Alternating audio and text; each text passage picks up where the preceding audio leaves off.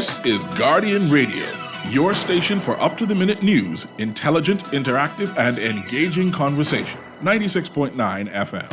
The views and opinions of the hosts and guests are their own and do not necessarily reflect the position of the management and staff of Guardian Network.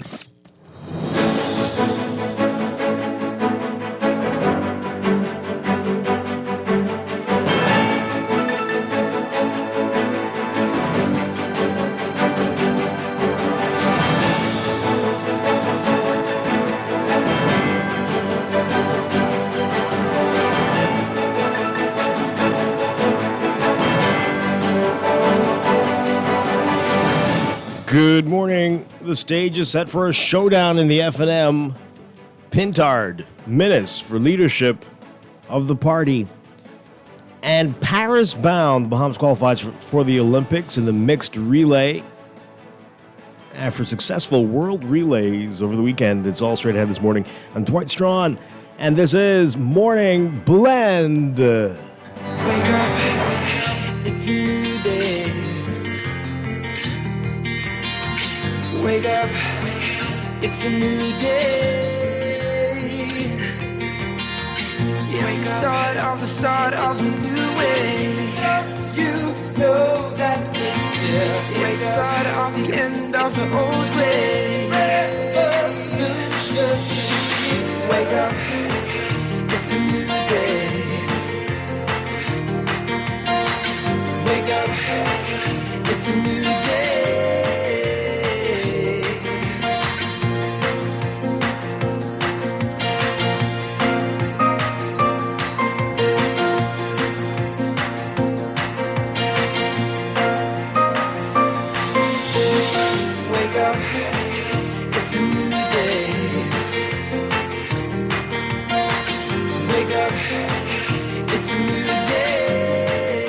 Good morning again, Bahamas. It is Monday, May 6th, 2024. This is Morning Blend on Guardian Radio 96.9. Again, I'm Dwight Strachan.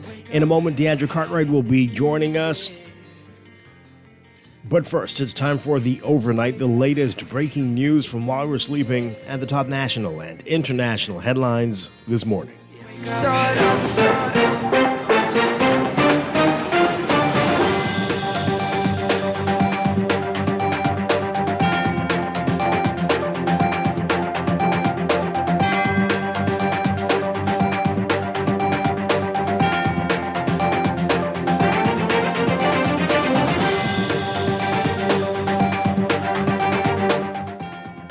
In the overnight, the stage has been set for what will likely be a closely watched F&M leadership race in just 26 days, with former Prime Minister Dr. Minnis insisting that he wants to return to complete an unfinished agenda, and current leader Michael Pintard, a former Minnis cabinet minister, offering what he called a new style of leadership and a new vision to move the party and the country forward.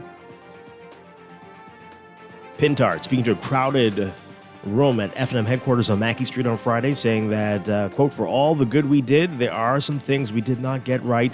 We are the correction to what we didn't get right." Meanwhile, Minnis, who didn't enter the party's leadership race in November 2021, he says again he wants to finish his agenda. The new leadership coming 2 months after the F&M suffered a humiliating defeat in the general election in 2021. Approximately 46,030 voters supported the F&M in 2021 compared to 91,413 in 2017, for a staggering loss of approximately 45,000 voters supporting the F&M.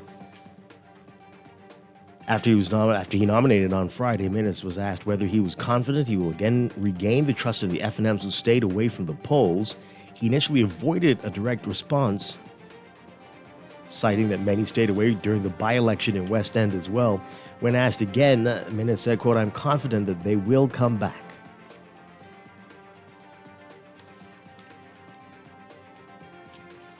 In other news, a 41-year-old fisherman charged with murder and attempted murder after he allegedly chased and shot 2 intruders. Prosecutors say Delikio McPhee used an unlicensed 9mm pistol to fatally shoot Jamal Forbes and shoot at Lubin Frenulus on April 28th. The men allegedly broke into the apartment at Royal Palm Estates that McPhee shared with his girlfriend, Sherelle Duncombe, better known as Roxy Starr, a relative, Jefferson Store. McPhee is accused of shooting at the men as they fled the property. McPhee faces charges of murder, attempted murder, possession of an unlicensed firearm, and possession of 3 rounds of unfired 9mm ammunition in relation to the shooting. He's charged along with Duncombe and Storr concerning the 714 pounds of marijuana that police found on the premises when they responded to the fatal shooting.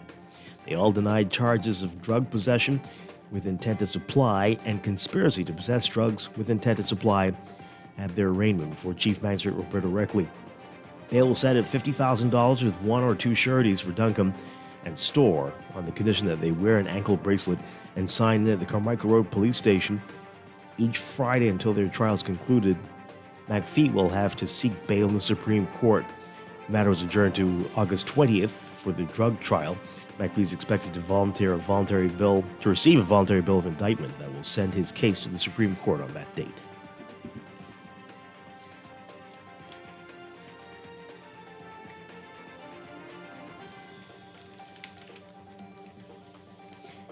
And the Bahamas is headed to Paris. The host nation's mixed relay team of Stephen Gardner, 16-year-old high school student Shania Adderley from Freeport, Alonzo Russell, and Shanae Miluibo, in that order, running 3:14.86 on the first day of competition, and then coming back and winning their heat in a national record time of 3:12.81 on the second day of competition, grabbing one of the 14 automatic qualifying spots for the Paris Olympic Games. The mixed quartet was the only Bahamian relay squad to qualify for the 2024 Summer Olympics from the World Athletic Relays Bahamas 2024 at the Thomas A. Robinson National Stadium over the weekend. They won the relegation heat on day 2 and were 9th overall.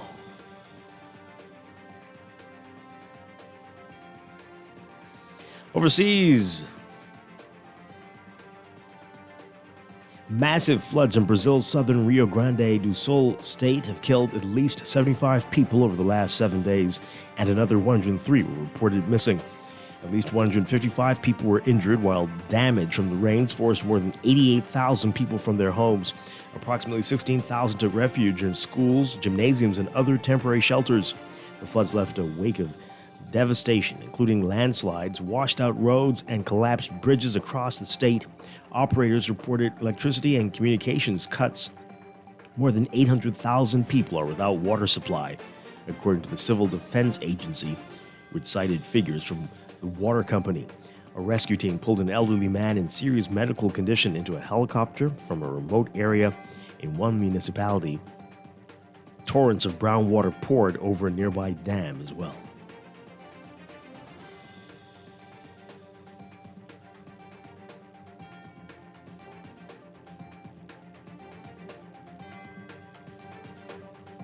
And the Israeli army today ordering tens of thousands of Palestinians in Gaza's southern city of Rafah to start evacuating from the area, signaling that a long-promised ground invasion there could be imminent.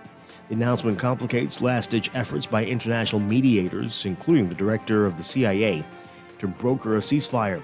The militant Hamas group and Qatar, a key mediator, have warned that invading Rafah along the border with Egypt could derail the talks, and the United States has repeatedly urged Israel against the invasion. However, Israel has described Rafah as the last significant Hamas stronghold after 7 months of war, and its leaders have repeatedly said the invasion is necessary to defeat the Islamic militant group.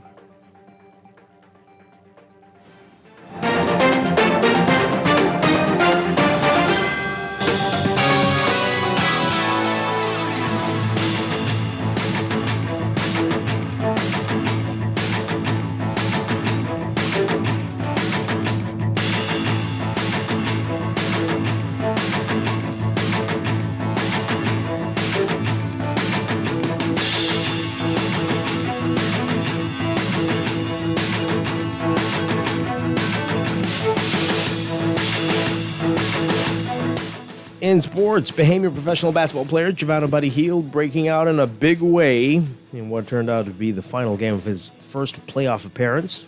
But now the question is, was it good enough for him to retain a spot with the Philadelphia 76ers? Hield is a free agent this summer and has already expressed a desire to return to Philadelphia, despite falling out of the rotation during the playoffs before being brought back into the mix on Thursday. Hield and the Sixers lost that game 118-115 to the New York Knicks and dropped the best-of-7 first-round series 4-2. It was Hield's first appearance in the NBA playoffs, though, in his 8-year professional career.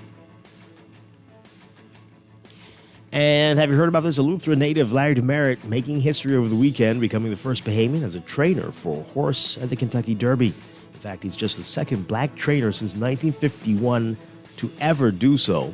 The horse, West Saratoga, a 3-year-old gray colt, finished 12th in the 150th running of the Kentucky Derby on Saturday, taking place in front of 150,000-plus fans at the Churchill Downs in Louisville, Kentucky. West Saratoga opened at a 50-1 odds and lost by 22.5 lengths in what turned out to be the closest three-horse finish in 77 years. Demerit has been attending the Kentucky Derby for years, starting in 1977, the year of the Triple Crown accomplishment by Seattle Slew. West Saratoga stayed in the same location where Seattle Slew stayed in 1977. Demerit telling the Associated Press that it was just a joy to be competing in the Kentucky Derby, representing the Bahamas and black trainers everywhere. He initially learned the art of training horses from his father in the stables right here in the Bahamas. Now he's made it all the way to the Kentucky Derby. And from the NBA, Donovan Mitchell scoring 39 points as the Cleveland Cavaliers pushing past the Orlando Magic 106-94 in Game 7. Cavaliers facing Boston next. That's sports. And that's the overnight. Time for your first look at weather.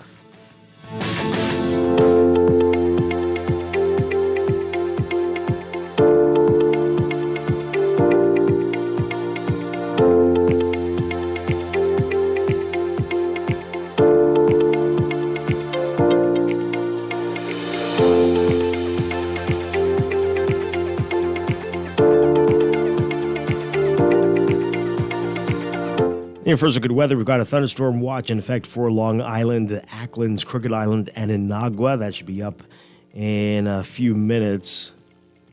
The Department of Meteorology says that showers will be locally heavy and thunderstorms will be strong to severe at times, causing strong gusty winds, dangerous lightning, heavy downpours, and waterspout activity. Localized flooding also possible during the storms.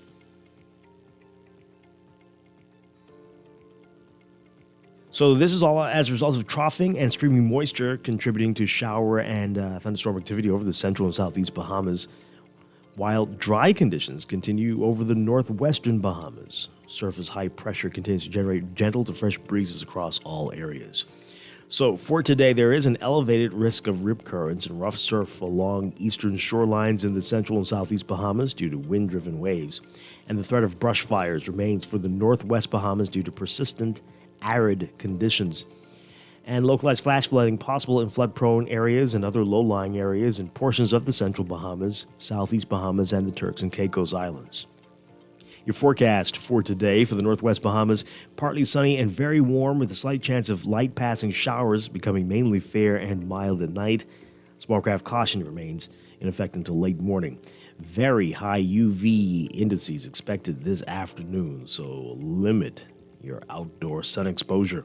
Winds east to southeast at 10 to 15 knots with slightly higher gusts at times. Seas 1 to 3 feet near shore, but up to 5 feet in offshore waters. For the central southeast Bahamas today, cloudy to occasionally overcast, warm, humid, and a bit breezy with scattered showers and isolated thunderstorms through tonight. Expect some clearing in the central islands by this afternoon.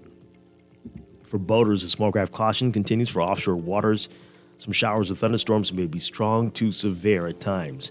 Expect gusty winds and higher seas in or near showers with thunderstorms. Winds easterly at 15 knots with slightly higher gusts at times. Seas 2 to 4 feet near shore, but up to 6 feet in offshore waters. Temperatures right now in Nassau, it's about 75 degrees. Cloudy skies. We're looking at highs getting up to around 85 degrees Fahrenheit, 29 Celsius. Overnight lows tonight getting down about 74 Fahrenheit, 23 Celsius. That's your first look at weather this morning. We'll have your extended outlook coming up after traffic in just a bit.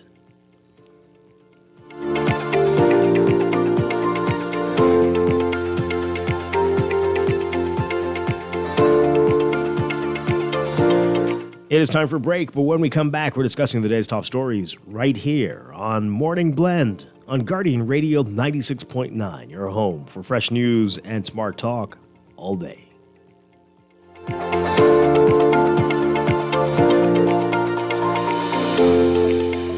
Tired of banks forcing you to use technology to bank the way they want you to? Your convenience is important. So no matter what your banking needs, Commonwealth Bank's friendly staff are always available in branch for that personal one-on-one service. But when you choose technology, our online and mobile banking app offers you state-of-the-art functionality. The choice is yours. Commonwealth Bank. Bank the way you want. Looking to elevate your gadget game, or are tech troubles simply slowing you down? Escape to a world of innovation at Custom Computers, your go-to store for the latest cutting-edge tech. Whether you need to upgrade your life with the best from Apple and Windows, or your device needs a little TLC, the Custom Computers Know-How Store is the destination for unbeatable expertise and quality repairs. With 2 convenient locations, there's a Custom Computers near you on Patton Street in Palmdale and Caves Village, or call 396-1100. Here in the Bahamas, we love our food. From savory comforters to refreshing coconut water, our cuisine reflects our vibrant culture and abundant natural resources. But as our population grows, ensuring food sustainability is more critical than ever. By supporting local farmers and fishers, let's honor our traditions, protect our environment, and ensure that the flavors of our Bahamas endure for future generations. Food security is in our hands. Here's to the go-getters, the early risers, and the late-night dreamers. You, the visionaries, painting futures in your mind, in your studio, your office, your sacred space. Here's to the adventurers, explorers of every realm. To you, the innovators, turning the cogs of progress. In a world where connection is a lifeline, a pathway to possibilities. Alive is the perfect connection for everyone, every lifestyle. Every day. Visit BeAlive.com today. The signs are clear. It's time to pay less for your current mortgage by switching to Scotiabank. Enjoy lower interest rates and no payments up to 2 months when you switch to Scotiabank today. Plus, we'll even pay your switch costs. It's that easy. Ready to switch to Scotiabank? Call us today at 242-356-1697 or visit bs.scotiabank.com to switch your mortgage to become mortgage-free faster. This is Guardian Radio 96.9 FM. Fresh news, smart talk, all day. Wake up, it's a new day. Wake up, it's a new day. It's the start of a new way. You know that it's here. It's the start of the end of the old way. Wake up, it's a new day. Wake up, it's a new day.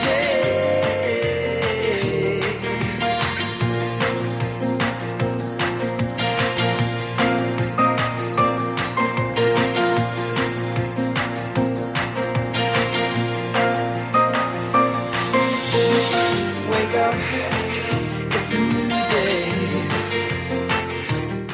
Welcome back to Morning Blend here on Guardian Radio 96.9. We are streaming live on GuardianTalkRadio.com and on the Guardian Radio app for smart devices. We're also on your televisions on Cable Bahamas Channel 969 and BTC Float Channel 612. You can tweet us at Morning Blend 969 or Facebook.com/Morning Blend 969. Text us on the Guardian Radio text line powered by BTC 422-4796.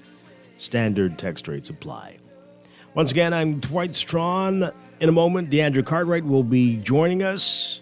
I want to thank Chester Robarts for being here with us all last week. And we'll talk with Chester again on Wednesday. But right now, let's get into what else is in the news.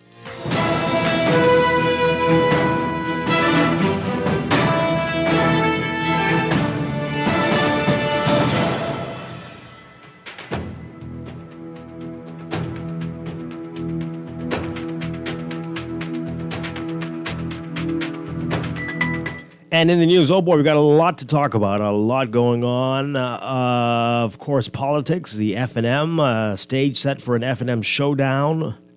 Pintard versus Minutes for leadership. We're going to get into that. We're going to talk about that a lot in just a bit. We'll get to that in just a bit. But of course, there are other things happening, including the wonderful World Relays over the weekend. Did you get to see it? Did you get out there? Did you watch it? Let's talk about it. And there's a lot of exciting things coming out of it as we get ready for the Olympics in Paris. So, all right, so we can talk about the event in a bit. Just want to, if you missed this part, Team Bahamas, the mixed relays qualifying for the Olympics. That's the only relay team from the Bahamas that did qualify for the Olympics. Unfortunately, the only one, but we're glad that this team did. Our Sheldon Longley writing about it. Team Bahamas is headed to Paris in the relays. The Bahamas qualified for the Paris Olympic Games, the World Athletics Relays Bahamas 2024, Sunday night, accomplishing the feat in the mixed 4x400-meter relay. Inside a jam-packed Thomas A. Robinson National Stadium, the host nation might not have duplicated the gold medal performance of 7 years ago, but the World Athletic Relays Bahamas 2024 still turned out to be a tremendous success for the host country as the Bahamas qualified for the Olympics in the mixed relay for the first time. After 2 exciting days of fanfare, enthusiasm, and jubilation, the World Relays wrapped up in the midst of a Junkanoo celebration on Sunday night. It was a global event like none other, complete with an innovative presentation of the athletes to the fans, a trackside fan zone, Junkanoo music throughout each race, and a celebratory atmosphere throughout, all inside a $36 million renovated National Athletics Stadium with a dazzling blue track. The track is beautiful, by the way. Beautiful. That color is amazing. Anyway, the Mondo track there. The mixed team of Alonzo Russell, Shanae Miller-Weibo, Stephen Gardner, and 16-year-old high school student Shania Adderley, I hope I'm pronouncing your name right, from Grand Bahama, ran 3:14.86 on the first day of competition, and then came back and won their heat in a national record time of 3:12.81 on the second day of competition to grab one of the 14 automatic qualifying spots. 8 teams qualified on day 1 and 6 on day 2. Now, the Bahamas missed the A final but finished 9th overall. So Olympic and former world champion Stephen Gardner got the quarter off to a fantastic start. And it's the Bahamas' time last night was faster than the gold medal time of 3:14.42 they ran in the 2017 World Relay Championships right here in the Bahamas. So, hey. All right, so this was a little confusing at first. So there was a lot going on with the World Relays. So Saturday, they did a lot of the qualifiers, and so those determined who would be in the final for Sunday, and who would win gold, silver, and bronze, and they'd automatically qualify for the Olympics. But money was at stake too. So if you got gold, or if you were in any final, you got money. But those who didn't get in that race still could qualify for the Olympics. And that's what we saw with the Bahamas. So we didn't get into the final race, but we still qualified on day 2.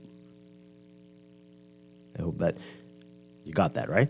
At first, I couldn't understand what was happening, but I finally got it yesterday. So yes, we didn't win any medals at the World Relays, but we did qualify for the Olympics, in which, the medal there is a little more important, I guess you could say that, right?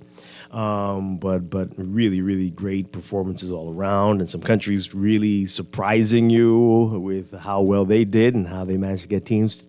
Some countries you never even thought of when it comes to track did pretty well over the weekend. So let me know, were you there yesterday? What do you think of it? The stadium looked pretty good, right?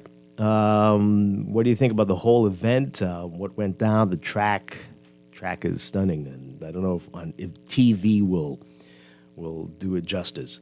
And it looks way better than the track that was here before. Different color too.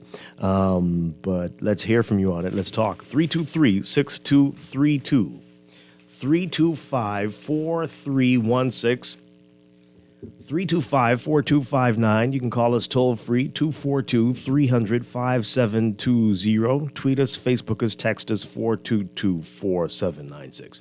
Now, like we said, this team will make it. We'll go to Paris for the relays. Unfortunately, the other teams we had didn't qualify. But a lot of those individual athletes we'll see them in Paris. So there's that. But let's talk. Let's hear from you. Good morning, caller. You're on the air. Morning, Dwight. Welcome back. Thank you very much. Hope you're doing well. Wonderful.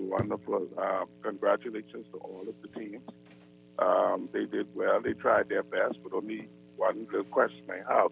Who set up that first relay team on Saturday, man? What kind of coaching that was, man? I mean, it was just the order, right? We could have won that event, Dwight. That team was, even me, you guys, who could have said that team was better than that, man. Okay, so I was trying to figure this out because I think everybody that night, Saturday, said, well, wait, who decided this order? This is odd. But I think there was a strategy behind this. So there were two goals. You could either want to be in the final and compete for the medal and the money and automatically qualify, or you could just focus on qualifying. And then I think had they been see how they won their heat yesterday? Had they been in the final, there's a possibility that they would not have won. They'd still qualify for the Olympics. I think that would been a little disappointing for the home team. You don't think so? You got the two passes, two world leading time. The two passes on one relay team, but I ain't going to dwell on it too long. In a way, in the world, you're supposed to lose that, buddy. See, I think there was a lot of that from Jamaica as well. Jamaica, on the first day, was surprising, but they came back and qualified for quite a few events, I believe. Yeah, boy, I just admired those Jamaicans. But, Dwight, I noticed I can be a little controversial. I noticed you ain't mentioned nothing about the Haitian behavior. We'll get to that. I mean, you want to start off with the negativity? No, not really, but all of that should be in one bundle. Oh, okay. Okay, man. Thanks. Okay. So you tell us, what did you think of that? We'll get to that for people who don't know in just a second. I was taken aback by that because in order for that to make the print, that means some one or two persons had to have either deliberately do that or miss that. Plenty of people miss that because that ain't never supposed to make the print. Okay, so don't go yet. So for people who don't know, so this happened in the earlier events on Saturday. If you came for the main events after 7, you don't know what anyone was talking about, right? But apparently in the preliminary, they had it was a youth team. And I'll read the statement from the B3As in a bit. But so what did you was it that serious a problem? Do you think it was like this is someone, heads need to roll, as people have been saying? Oh, yes. Oh, yeah, man. Oh, yeah. I don't know who did it, but like I say, it's just like with your newspaper, that you will put a story before a story is printed. You got several persons that got to go through. Now, you can't tell me all of them people missed that, because never in history was one country called or double up with another country in those kind of games. So I don't know what kind of mistake that was. I was taken aback by that. Okay. All right. Let's do it. Thank you very much. Appreciate it. Yeah, man. Right. Thanks. Okay. All right. So here is the statement that came out. And, for those who missed it and people like me who got there after 7, no idea what was happening. But, all right. So this is a lengthy statement from the B3As. Dear friends of track and field, the Federation has been informed of an unfortunate human error in which a team competing in what is seen as an international event was identified as a Haiti Bahamas All-Star team. This race was run by the pre-game show of the BTC World Athletics Relays Bahamas 2024, a show designed to create a legacy for our sport and integrating our young kids into a world-class track and field competition. It is an event intended to inspire athletes as young as 7 up to under 20. This engagement of athletes was extended to clubs, high schools, and athletes with disabilities, with the added component of the top 3 countries from Carifta Games who competed in the under-20 girls and boys division of the 4x100 and mixed relays. Team Haiti was invited to compete at the pre-game show. However, they could not attend. As a result, a club requested that members of his club make up a team to represent Haiti. Okay. This expression of interest was based on the club having sufficient athletes of Haitian descent. At all times, the Federation was aware of this request and approved this request under the following conditions. 1, that the athletes be of Haitian nationality. 2, the team seek sanctioning from the Haitian Athletic Federation to be represented under the Haitian flag. 3, that failure to meet the requirement of an all-Haitian member team should be named an unattached team. Now, why would the athletes be of Haitian nationality? That's very strange. Why would they be? What? Okay. For this, a club here? Okay. Anyway, at no time did the Federation agree to a team being named a Haitian Bahamas All-Star team, as no such country exists. Unfortunately, this escaped the meet management personnel and, by extension, the broadcasting team, both of whom were responsible for team data entry. We wish to apologize for this gross oversight, which has caused grave national concerns for both countries. We further wish to say that this unfortunate turn of events was not at the hands of the government of the Bahamas, and categorically not in the hands, this part, got to be very specific, apparently. Categorically not in the hands of the Honorable Minister Mario K. Boleg or Deputy Prime Minister I. Chester Cooper. Don't mix them up. We wish to advise that this matter has been immediately corrected, and we sincerely apologize for both the people of the Commonwealth of the Bahamas and the people of the Republic of Haiti. Yours faithfully, Dramico Archer, President of the Bahamas Association of Athletic Associations, the B3As. Okay. Well, so people were freaking out. People were going crazy because this is weird. It is strange. But, of course, I'm sure they had to put that Bahamas in there because I'm sure they felt they had to because the people aren't Haitian. They're of Haitian descent.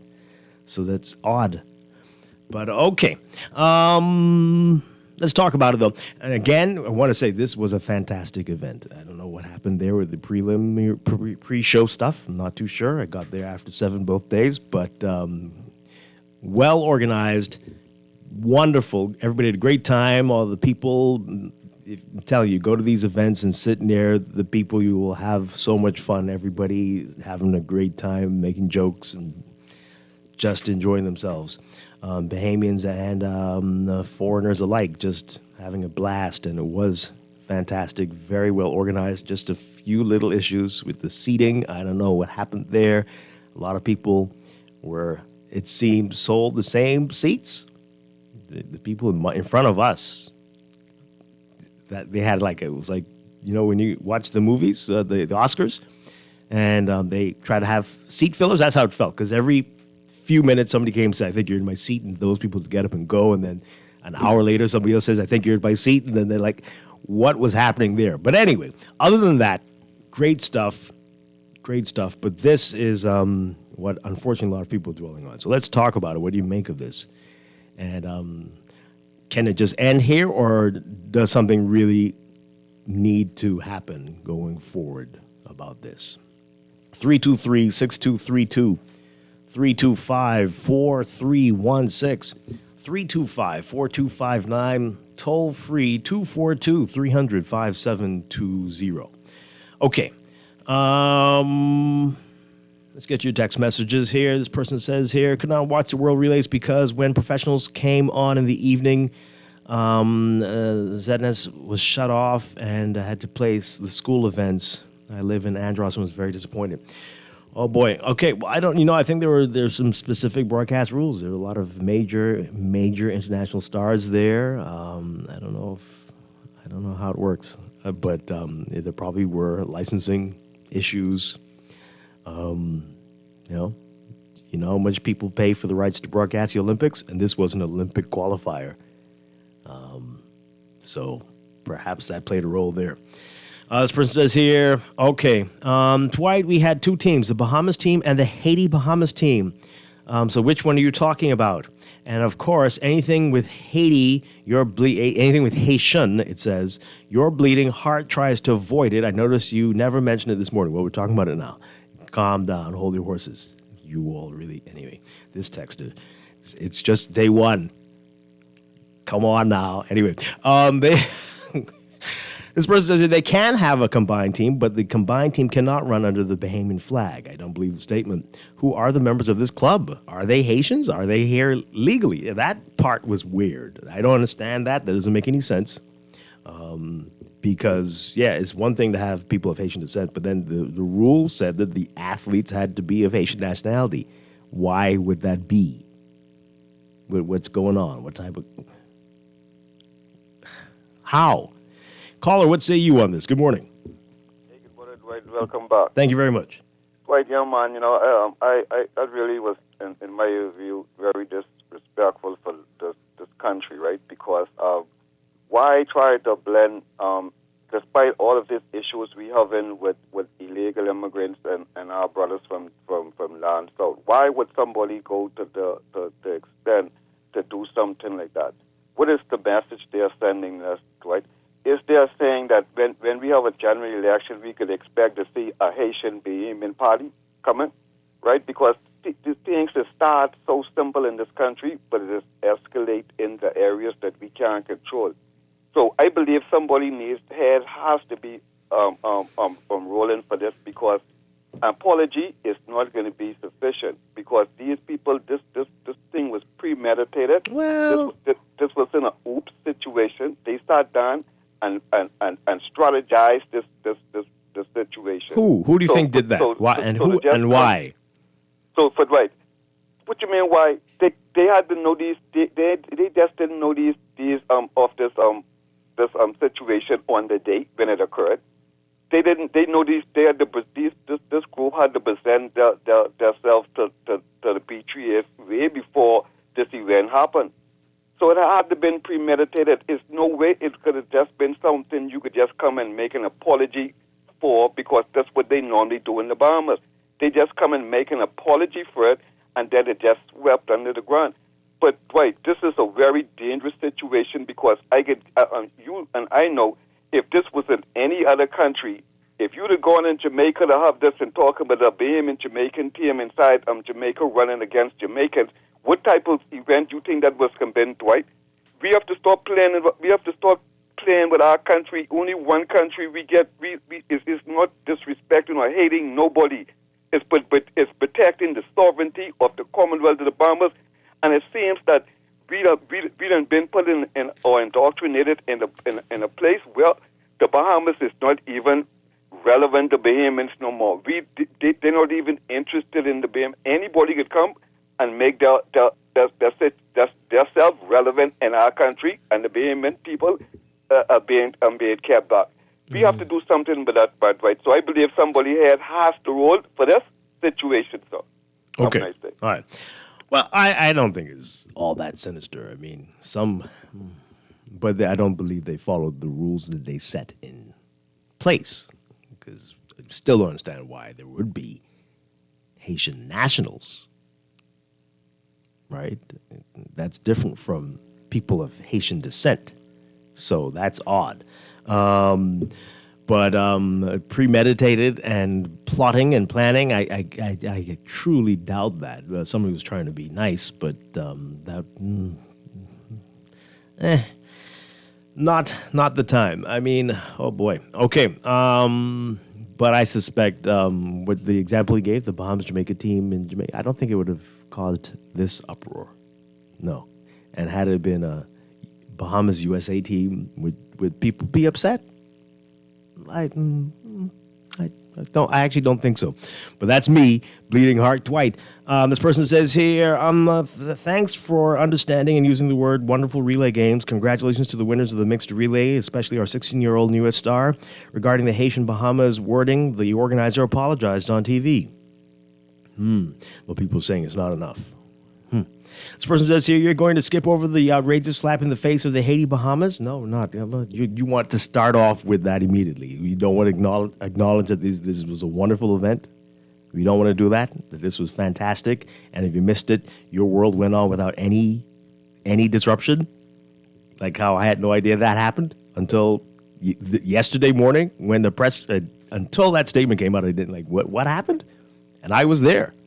So, anyway, this is embarrassing and disrespectful. The Bahamas is a complete joke. Well, okay. This is one country that's not Haiti. Go run for Haiti. That response made everything worse. You're saying it ain't sinister? Well, you are so lost, I'm convinced that you are a part of the problem. Okay. Well, this one says here, they can call on Haitian nationals because they know that's what they are, and only a few fools don't know this, and I am not referring to Bahamians of Haitian descent. Okay, I guess. Oh, boy. If the marquee would have been Bahamian American, Bahamian Canadian, or Bahamian British, all stars, anything it would have been is a non-issue. It's said it as a real Bahamian. We long to hold on to our colonial oppressive class. I think it's saying what I just said, I believe. This person says there was an England/Northern Ireland team, but nobody seemed to have a problem with that. No, that's very different. And it was, that's not the same. That is a country, right? The United Kingdom is made up of England, Scotland, Wales, and Northern Ireland. And it wasn't England. They said United Kingdom and Northern Ireland, something like that. Anyway, but that's different. That's a country. That's a real country. Bahamas, Haiti, Bahamas. That is not a country. So it's not the same. Not at all. This person says, every time Bahamians use the word Haitian Bahamian, we are quickly corrected that there's no such word. Well, no, I mean, that is a word. Those are words, and you can call yourself whatever you want, but there's no country called Haiti, Bahamas. And you couldn't run, well, anyway, they're either Haitians or Bahamians. Now, for whatever reason, the government wants to give Haiti the credit for the progress Haitians achieved in this country. What is that? Is it a legacy search? See, now, this is what that statement was about. The government wasn't involved in that. That had nothing to do with them. That was what some people on their own did. Nothing to do with the government. How dare, oh boy, okay. How dare they, oh no. Okay, I told you before, texter, please call in to say these things. I'm not going to read this. This is a very rude text, but you won't call in to let people hear who you are. But let's go back to the phone lines. Good morning, caller, on there. Good morning, Dwight. Welcome back. Thank you. Belated birthday and all those things. Thanks so much. Yes, Dwight. The person said a head should roll. I think heads should roll. If the government of the Bahamas was unaware of this, then you should still be held responsible. You know, it goes up the chain. But do you believe, Dwight, that on the day of this event, somebody chalked them in? Or you believe that for the weeks leading to this in preparation, that individuals knew? I mean, we hosted this event, right? We didn't do this event. That would mean this would have to go on up the chain. Paperwork had to be prepared. ID had to be done. Certifications, a whole lot of things before you just show up at the track. Would you agree? You know, I don't want to be rude, but I mean, this was the kids' part. Like, sure, next generation. But I mean, I think this might have, some people might not have been paying close attention here because it was the kids. No, it's not. But I'm saying to you, this didn't happen on the day the event started. This is a chain event. Yeah. The listing Okay. had to be. Sure. I'm saying this is not a happenstance thing. Documents going back and forth. Funding had to be prepared. All these different things that goes around the chain. It goes into the government agencies. It goes into the AAA agencies. People were aware. See, you can't insult my intelligence as if though this ragtime Junkanoo team showed up and say, "Hey, we're in the race. Go ahead. You know, we put you on the board and everything." Even the fact is that each country has its own flag. Look at the flag that's on each on the board, on the leaderboard. Whether it was 2 days later, somebody noticed it. it's so many different levels of failures would have to occur for you to convince me. I mean, the total level of incompetence and aptitude and capability, you have to the chain of command. The fact is, an error is made. To justify it and go all this roundabout is almost like gaslighting individuals, to have them believe that it's something we overlook. Sadness overlook it. Sadness didn't create these logo, these lineups. This is a multi-million-dollar event. And I think from the minister straight down to the individuals as part of the BAAAs and others, there has to be some level of accountability. I mean, okay, that sounds a bit extreme, really. But you don't think that we should know exactly how this came about, or we should just say... I wouldn't mind some more information. It would be nice to know the club and whose idea that was. Hey, we got a whole lot of kids who are half Haitian. Let's get them in here. That's kind of... I mean, I wouldn't mind knowing. No, but they didn't say half Haitians. But they didn't say... Haitian descent. descent. I think it's half Haitian, but they didn't say half Haitians. Of Haitian descent, they say. Say it again? They said of Haitian descent. Haitian descent. That would be... You could be a Bahamian of Haitian descent. So you got a Bahamians run against Bahamian? Well, that's what somebody thought was a good idea. But again... But it's very strange. This explanation came afterward. It's a form of gaslighting. Mm-hmm. Okay? This explanation came afterward. This was thought out, prepared, numbers was printed, everything was done. Okay? This was not no happenstance.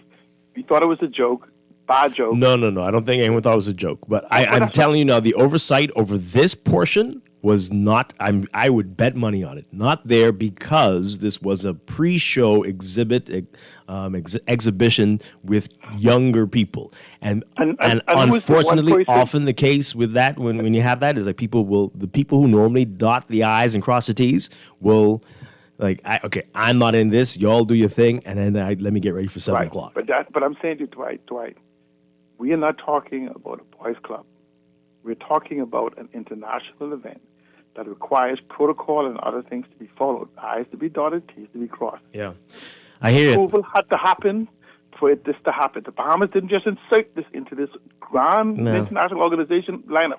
I'm saying to you is that we need to stop making excuses for things that we do improperly. We need to look at it. This is where our problem is, that we always try to justify. This is why your people... I hear you. I mean, okay, we got to go, Cialan. But, I mean, y'all are trying to make this really blacken the eye of this wonderful event. This is truly the smallest, not even a pimple. It's a sand grain.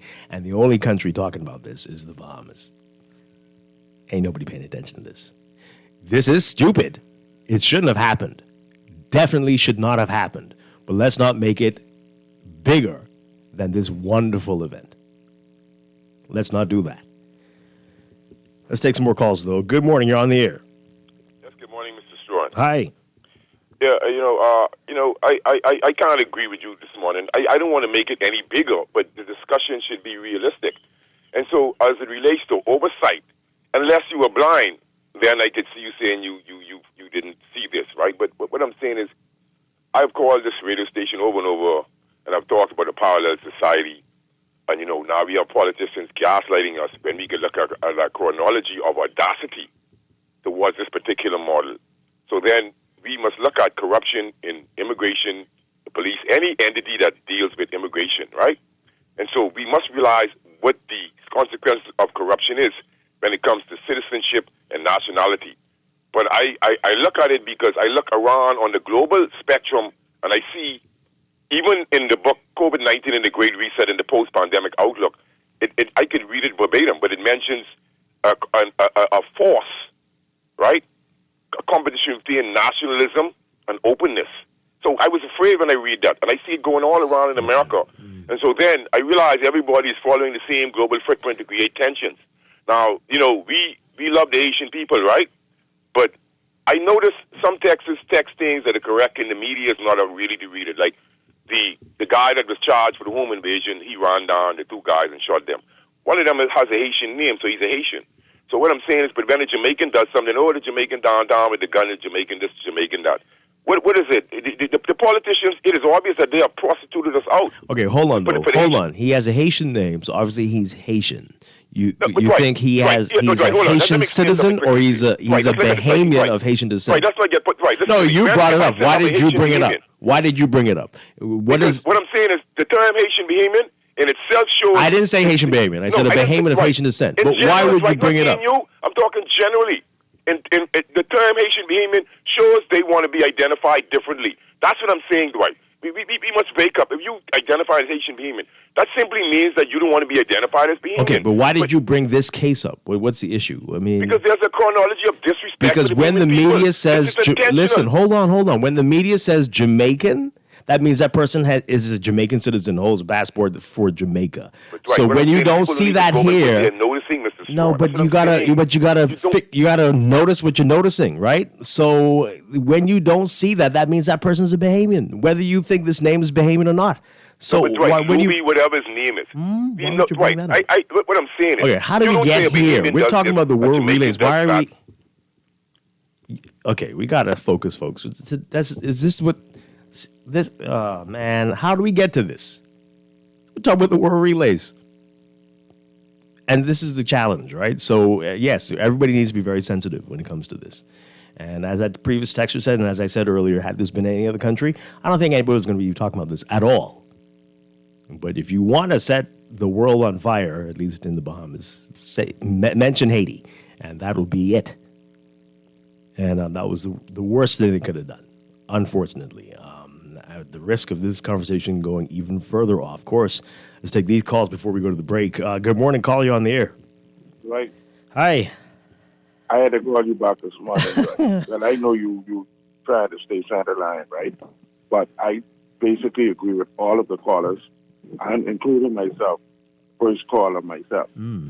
Right. Let me show you how deep this thing goes. See, it didn't say, like you saying, Bahamians of Haitian descent. That print said Haitian Bahamas. Yes. Now, we might not have been so upset if it did say Bahamian Haiti. I get that. You understand me? I completely understand. Yeah. The Bahamas was in the back of the bus. We totally agree. It was a very foolish blunder. It was. Yes, it was absolutely ridiculous. And even though it was the word relays, right, we need to call it out for what it is.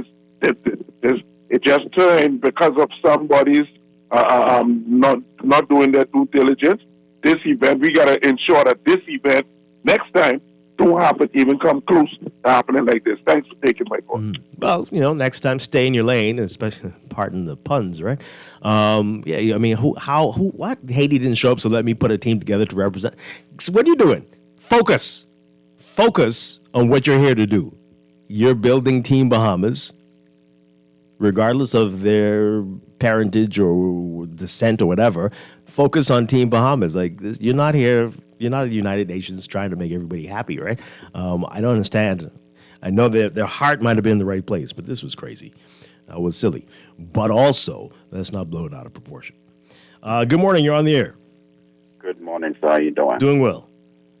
First of all, I want to congratulate the organizers of that event over the weekend. I think that was a very, very good event that they put on.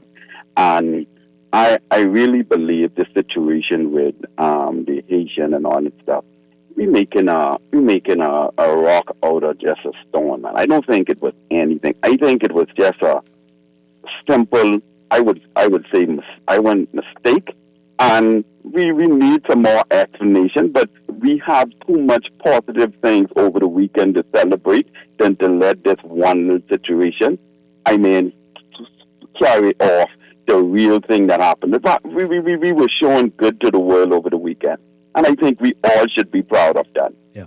And like you said, the only person talking about this situation are the Bahamians and your regular callers every morning who never have nothing good to say about the government. Be good. All right? Have a good day, sir. Okay, all right. Thanks a lot. Well, oh boy. All right, so let's read. You going to take that call? Yeah, let's do that, and we'll get through your messages, then we'll go to the break. Good morning, caller. You're on the air. Yes, good morning, Dwight. How are you? Doing well. Good morning. I'd like to add a different flair. I would like to commend the Bahamas and our forces for having such a quiet event. We need to be commended. I saw one police with a machine gun. But for us to hold a world event and don't have the army and the secret police and the riot force and all of that, we need to send that back to the United States, who always wants to have a warning out against us about how the country is being ran and what is going on. Not one incident I know of happened. So the tourism needs to get on that and send that out to the United States.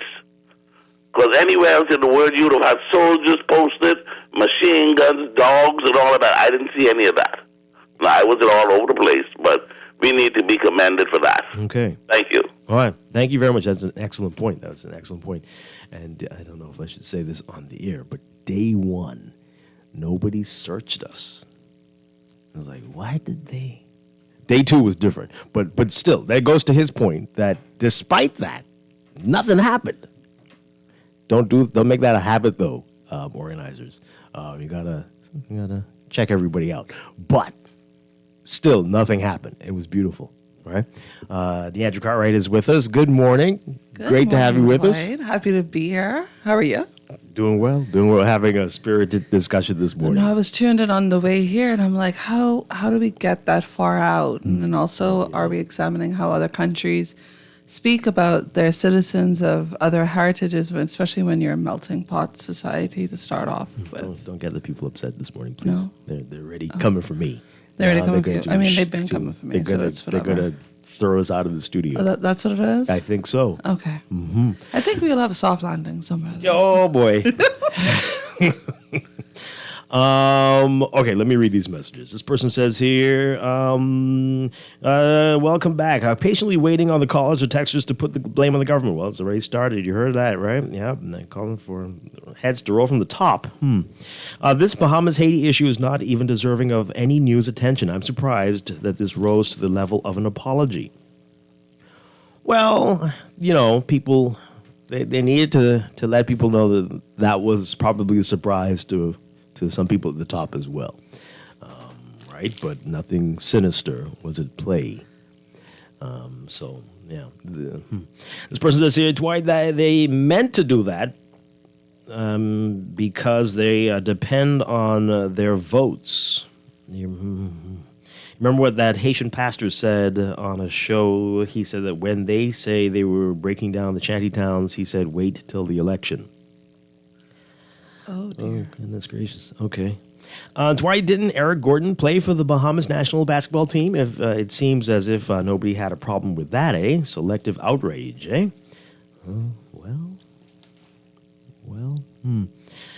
They're saying who the name is of the person who did this. I don't know if I want to read that there, to verify the coach who suggested, since we have so many athletes of Haitian descent, that why don't we represent Haiti? Yeah. Oh boy. Please don't make excuses because kids or not, adults are responsible for the registration and paperwork, and whoever is responsible, their head must roll. Come on, this is a national event. It is your Bahamian or your Haitian. Bleeding Heart Dwight, I thought sports was about unity. So I'm trying to understand what's happening here. You're defending me. Is that what you're doing? I think, right? Because yes, that's what that sounded like. You're not also calling me names. Which one is it? But right, sports is about unity. I agree. This person says the problem we have is dismissing it as a minor event. It is not about the Haiti Bahamian or Jamaica or Bahamian or Bahamian American issue. It is about accountability for a grand error that occurred, not gaslighting us to believe otherwise. We have to stop making excuses for our errors, confront and fix. Okay, so what do you suggest? How do you confront? How do you fix it? What should happen here? What do you think? What will make you satisfied that we've learned our lesson from something like this? I have a daughter with an Indian name, but she's Bahamian, but her dad, who is a proud Bahamian, was not born in the Bahamas. Much ado about nothing. Wow. Okay. There's a lot going on there, but thank you. If you want to apologize for Haitians, please get off the radio now. No one, in caps, supports your point. Absolutely no one. You can't hear that? Sounds like you need the mental check to me. Oh, wow. Okay. Okay, I'm just saying.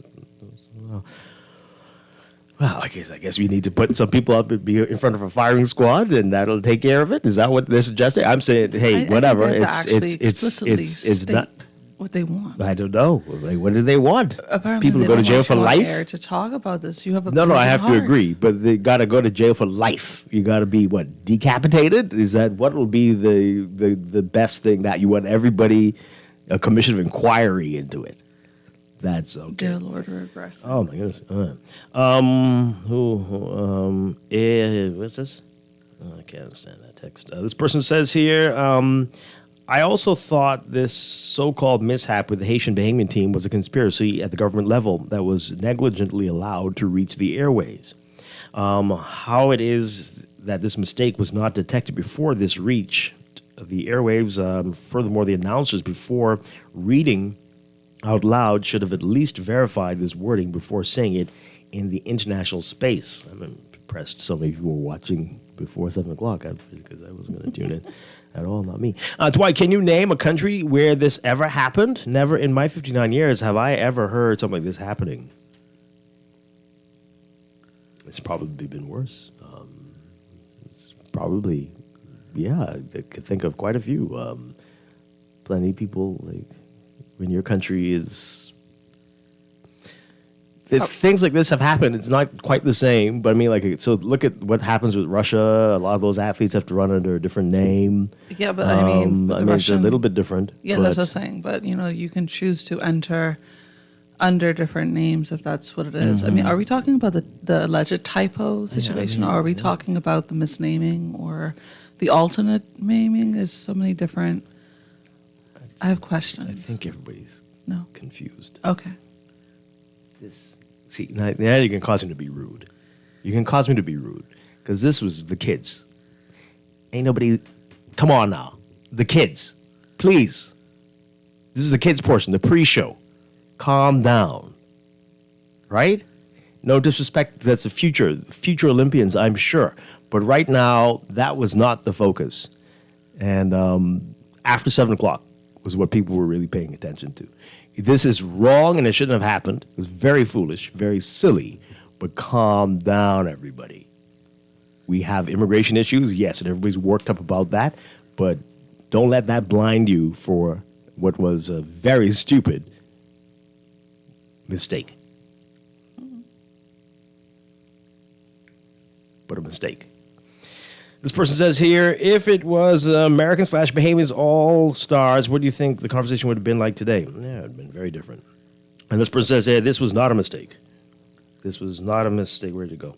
I'm insulted by that characterization. Anyone saying that it has never participated in the, what is this? In the planning. Oh, okay. Planning of a major event. You have people sitting around the table walking through every single detail. And if any club would just pick up and choose what flag they would run under, let's just close up shop and give the keys to the U.S. So they don't want it. What? Anyway, welcome back. Congratulations to all participating countries. Congratulations, Bahamas. Everyone I spoke to was upset about the Bahamas-Haiti issue. It's a big deal. Okay. Too much complaining. Why don't these negative thinking people congratulate the Bahamas on having such a fantastic World Relays? Yes. Was this a sanctioned world event or another make shoes up Bahamian load of crap? What? What other world event this occurred at with any other country combo? Oh my God. I don't think these people watched that. These people were not, they didn't watch this. This is not. Oh, okay, I think we should stop talking about this now. This person says, not the mental check. Yeah, apparently I need it. Well, I agree. I do. I really do. Trust me, more than you know. If this has happened in any other country, they wouldn't be talking about it too. I'm not saying burn the committee, but it is a conversation and corrections need to be addressed. Sure. What form should that take? That's the question we're asking. This person says here, where were the pre-show for the Bahamian athletes? We had a pre-show for the Haiti-Bahamas team. was their pre-show for Bahamas youth team.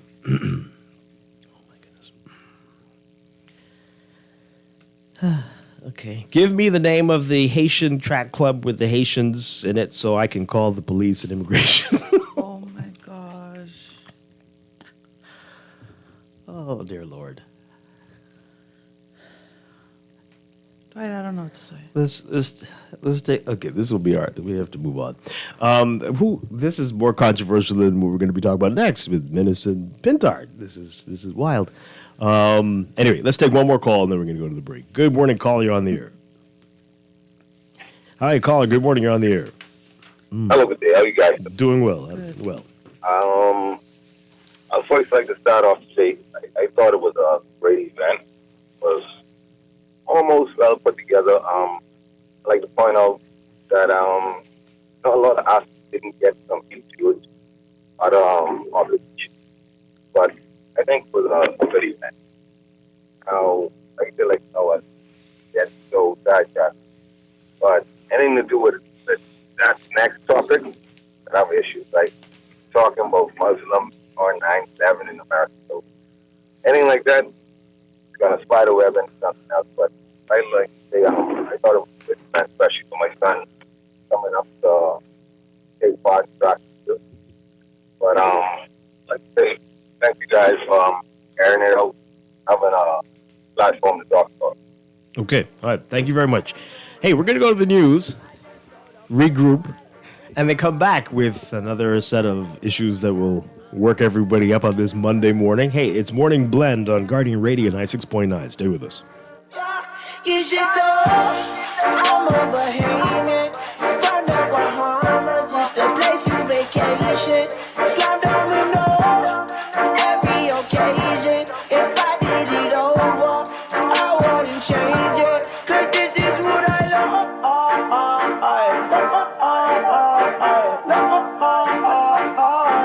Oh, that's what I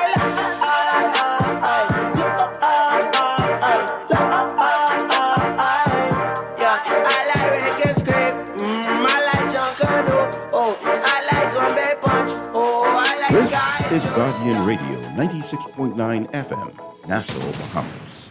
Standard text rate supply. And now at 8:22, time for another check of your weather for today, brought to you by Sherwin-Williams Paints.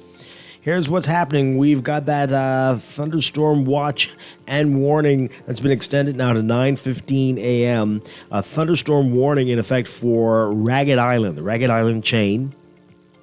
And the thunderstorm watch continues for Long Island, Acklands, Crooked Island, and Inagua. So the Department of Meteorology says that they're seeing a cluster of showers and embedded thunderstorms moving towards and across these areas. Showers and thunderstorms associated with a mid-upper level trough and rich tropical moisture. Some of the showers will be locally heavy and thunderstorms will be strong to severe at times, causing strong gusty winds, dangerous lightning, heavy downpours, and waterspout activity. Localized flooding also possible during these storms. All right, so again, this is all as a result of shower and convective activity associated with troughing and streaming moisture that's over the central and southeast Bahamas. But we're also seeing dry conditions continue over the northwestern Bahamas. And surface high pressure continues to generate gentle to fresh breezes across all areas. So as a result of all this, we have a number of warnings. There's an elevated risk of rip currents and rough surf along eastern shorelines in the central and southeast Bahamas due to wind-driven waves. Brush fires remains a major threat for the northwest Bahamas as we are seeing these very dry conditions. And localized flash flooding is possible in flood-prone and low-lying areas in portions of the central Bahamas, southeast Bahamas, and the Turks and Caicos. So for today, your forecast for the northwest Bahamas, partly sunny, very warm, slight chance of a light passing shower, becoming mainly fair and mild at night. Small craft caution remains in effect until late morning. Very high UV indexes this morning and this afternoon especially, so limit your outdoor activities and sun exposure. For the central and southeast Bahamas, cloudy to occasionally overcast, warm, humid, and a bit breezy with scattered showers and isolated thunderstorms through tonight. Expect some clearing in the central islands by this afternoon. Small craft caution continues for offshore waters. Some showers and thunderstorms may be strong to severe at times. Expect gusty winds and higher seas in or near showers or thunderstorms. Temperatures today, we're looking at highs getting up to around 85 Fahrenheit, 29 Celsius. Overnight lows tonight getting down about 74 Fahrenheit, 23 Celsius. In your extended outlook, showers and a few isolated thunderstorms will linger near the central and southeast Bahamas while weakening and will remain mostly offshore. Much quieter weather conditions will continue across the country by the middle of the week. So for tomorrow, Tuesday, partly cloudy and warm with a chance of widely scattered showers and isolated thunderstorms, mainly in the southeast Bahamas, partly sunny and warm elsewhere, with a chance of a stray shower or two, turning fair and mild at night. Wednesday, sunny with a few cloudy intervals, very, very warm and a bit breezy in the southeast Bahamas, with a chance of a few isolated showers, becoming mainly fair and mild at night. That is your Morning Blend weather check, brought to you by Sherwin-Williams Paints. Sherwin-Williams Paints has got you covered for all of your painting and equipment needs. Visit Sherwin-Williams Paints online or in-store today.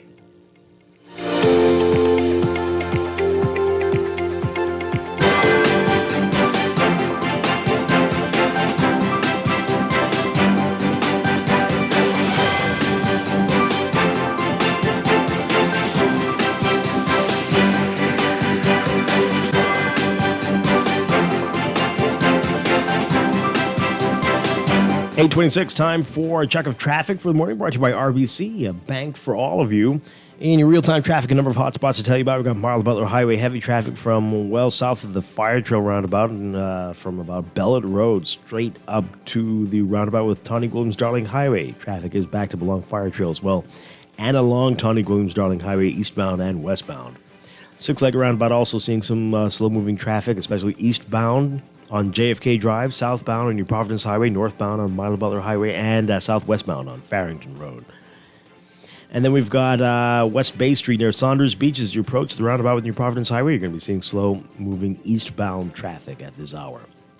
Gladstone Road is busy for you, just north of Fire Trail, straight up to the roundabout with John F. Kennedy Drive and Bahamar Boulevard, northbound. Then we've got Blue Hill Road, heavy traffic from Carmichael straight up to Independence Drive if you're heading northbound, and Independence Drive eastbound to the roundabout with East-West Highway and East Street. Slow-moving traffic there. East Street looking busy for you, just north and south of that intersection with Soldier Road. In fact, East Street traffic extends from almost Bamboo Boulevard straight through if you're heading northbound to the roundabout with Independence Drive. Then we've got Robinson Road, that intersection with Soldier, not pretty, especially if you're heading westbound. Soldier Road is busy just north of that intersection on the way to Bernard Wolf and Village Road. Eastern Road from about Fox Hill to Johnson Road, heavy traffic for you westbound this morning. That's what we're seeing in your real-time traffic. That's your Morning Blend Traffic Alert, brought to you by RBC. Visit rbc.com/Caribbean/all of you for more information.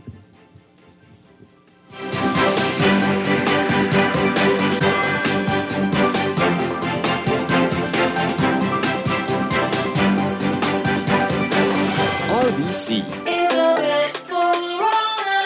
Are you buying a home, renovating, or exploring mortgage options? With cash back and up to 90% financing, we'll find the perfect mortgage for you. Pre-qualify in just 60 seconds and get connected with a mortgage specialist today. Visit rbc.com/mortgages/all of you. RBC. Conditions apply. In 2023, over 9 million visitors came to the Bahamas. This year, we plan on shattering that record. That's why tourism is everyone's business. Paradise is not only found in Nassau, but throughout our 16-island destination. No matter who you are or what you do, we all have a part to play in our tourism industry. This is our country. These are our islands. This is our home. That's why tourism is everyone's business. Living with a neurological condition shouldn't define you. At Cleveland Clinic in Florida, we do whatever it takes to make life better today while discovering new treatments for a brighter tomorrow.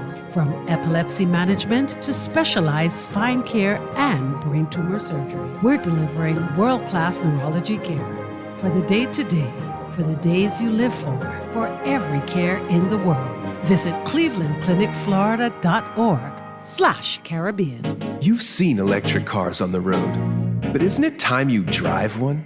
Easy Car Sales invites you to experience the smooth, powerful ride and immerse yourself in the luxury and latest tech features.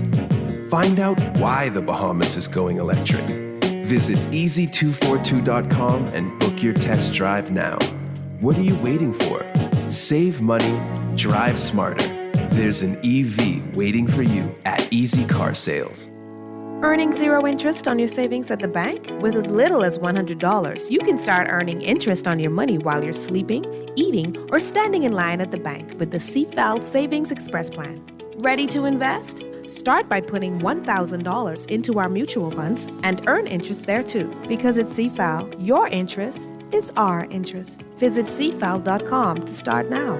CFAL, growing wealth for future generations of Bahamians. It's time to explore your options. There's no harm in reviewing your mortgage arrangement and considering a better deal. CIBC Caribbean can help you narrow your search and decide. Switch your mortgage to CIBC Caribbean and enjoy a special interest rate and help towards your switching cost. Visit CIBCFCIB.com/inspired home for more information. Conditions apply.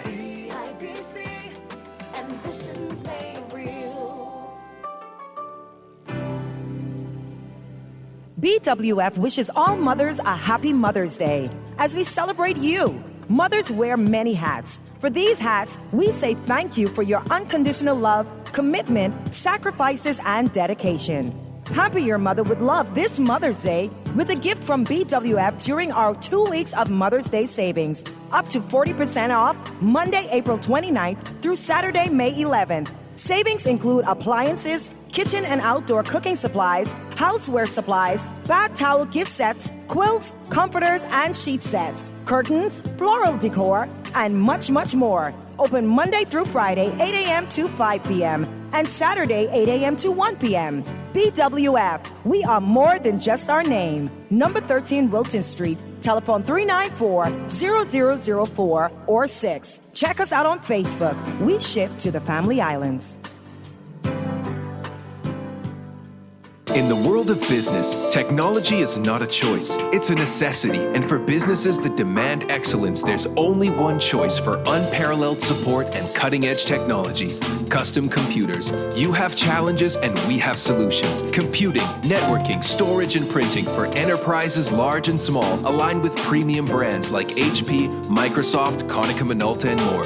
Get tech done the right way with Custom Computers. Call the know-how team at 396-1101. Maybe it's time to explore your options. There's no harm in reviewing your mortgage arrangement and considering a better deal. CIBC Caribbean can help you narrow your search and decide. Switch your mortgage to CIBC Caribbean and enjoy a special interest rate and help towards your switching cost. Visit CIBCFCIB.com/inspired home for more information. Conditions apply.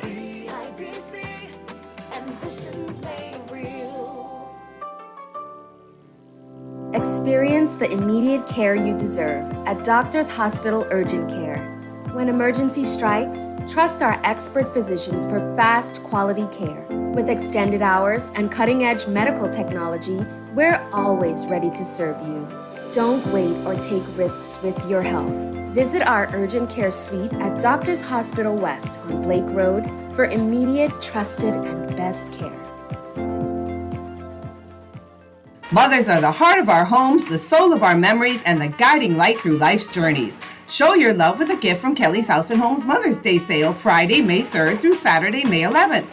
Enjoy 20% off selected dinnerware, glassware, luggage, silk flowers, and picture frames, except on net items. One lucky person can win a gift basket for Mother's Day. Visit our Facebook page for more information. Kelly's House and Home's Mother's Day sale, May 3rd through 11th. Happy Mother's Day, all with love from Kelly's House and Home. World Hand Hygiene Day is celebrated each year on May 5th and focuses on the importance of hand hygiene in healthcare. Washing your hands properly is the most effective way to prevent the spread of germs that cause diseases. Healthcare workers, be sure to have hand hygiene supplies available at every point of care and clean your hands before and after care. Wash your hands with soap and water for at least 20 to 30 seconds. Hand hygiene is not just for healthcare workers, it's for everyone. Make having clean hands your habit. Save lives. Clean your hands. This message brought to you by the Infection Prevention and Control Unit of the Ministry of Health and Wellness. Don't shop at Sherwin-Williams then. Don't get the best service in the Bahamas then. The love is really, really strong in Sherwin-Williams. We don't just sell paint. We service you with a smile, good hearts, mind, soul, and body.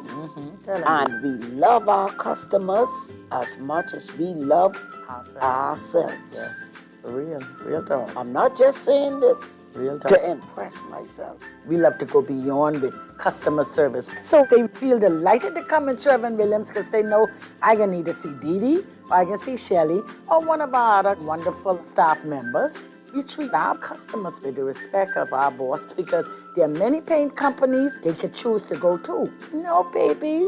If they go to some other paint companies, so I gonna get this little thing at the end of the week. We want to make sure you get that little ting, Shelley. Come visit Shelley and Dee Dee at Sherwin-Williams Bahamas, and you'll surely find colour in every day. RBC is a bed for all of you. Life is full of twists, turns, and defining moments that create your own unique story. However your story unfolds, we're here to help guide you through it. From every big decision to every new adventure, RBC is a bed for all of you. Visit rbc.com/Caribbean/all of you. In 2023, over 9 million visitors came to the Bahamas. This year, we plan on shattering that record. That's why tourism is everyone's business.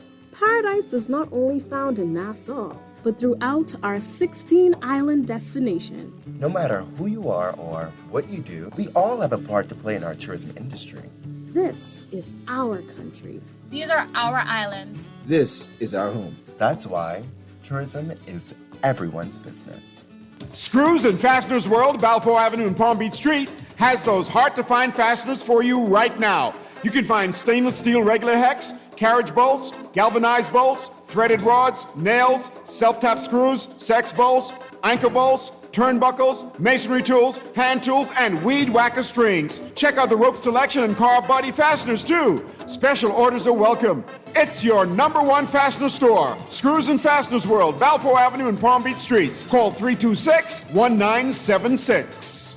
This is the National Youth Guard program designed to train young people to help the Bahama Islands in times of disaster. I decided to join to better serve my country as well as to better myself. We train to help in search and rescue, electrical, plumbing, and carpentry. And things that they can actually expand on in their careers. Young people who join the Youth Guard program discover a sense of purpose and a sense of patriotism. To learn more and apply, visit nyg.bahamas.gov.bs. Mothers are the heart of our homes, the soul of our memories, and the guiding light through life's journeys.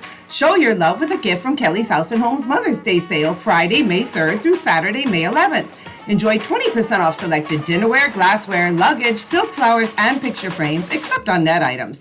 One lucky person can win a gift basket for Mother's Day. Visit our Facebook page for more information. Kelly's House and Home's Mother's Day sale, May 3rd through 11th. Happy Mother's Day, all with love from Kelly's House and Home. This is Guardian Radio 96.9 FM. Fresh news, smart talk, all day. Pick me, you acting like you don't know what to do. Pick me, shawty, you know who you should choose. Pick me, I'll show you what love is like. Let me be the one who will treat you right.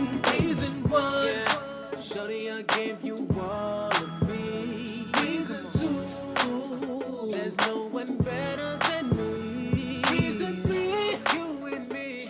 Why would you need more? So there is no four, except that I will be yours. Think about it. True love is a roller coaster. Just think about it. While riding with the joker, think about it. I'll hold you through the night, just right, for the rest of my life. Pick me, you acting like you don't know what to do. Pick me,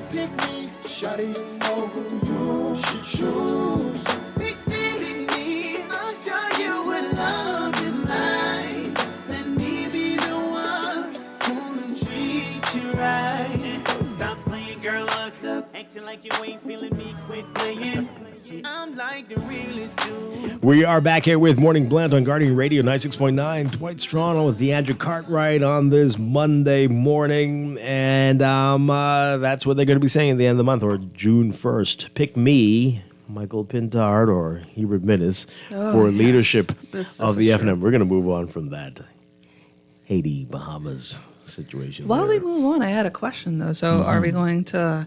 Is the Morning Blend going to be showcasing the different candidates for leadership of the party if they should request to come on the show? I know it's Monday morning. Well, I'm just being devil's need to advocate. We'd want to have everybody. You want to have so everybody. not just one, right? So, but so that seems highly unlikely.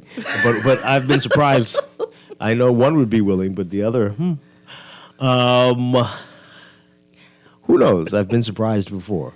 You never know. You never know. Politics, I fancy, we're evolving, especially with more open debates in certain areas. So who knows? Yeah, and he did come on before when he was leader of the opposition before. Okay. So who knows? Well, maybe. Who knows? Maybe. Perhaps we can find out if they're going to be having any internal debates that could be publicized. So Internal we can hear what? More about it. What do you mean by that? What does that Whether mean? the party themselves is you mean having like a debate. We have a Will they spirited publicize discussion, it? or if they're going to have like an actual debate with questions being asked. Have we actually had an actual debate before for Like a not just real leader, debate? but like for persons vying for prime minister? I know they tried, but You know the answer to these questions. I will always keep hope alive. Yeah. Well, if you missed it, the nomination day. They had a nomination week, but for the leadership position, the two people who everyone thought would definitely nominate waited till Friday to nominate, and so we now know it'll be a two-man race. Michael Pintard, who is the current FNM leader, will face off against former leader and former Prime Minister Dr. Hebert Minnis on June 1st at the FNM one-day convention. So our news teams were out there on Friday and talked to both candidates. Take a listen. We're going to start off with this report about Michael Pintard. This is from our Vonique Toot. Michael Pintard and former Prime Minister Dr. Hebert Minnis for the leadership of the Free National Movement. The two men will face off against each other at the party's one-day convention planned for June 1st.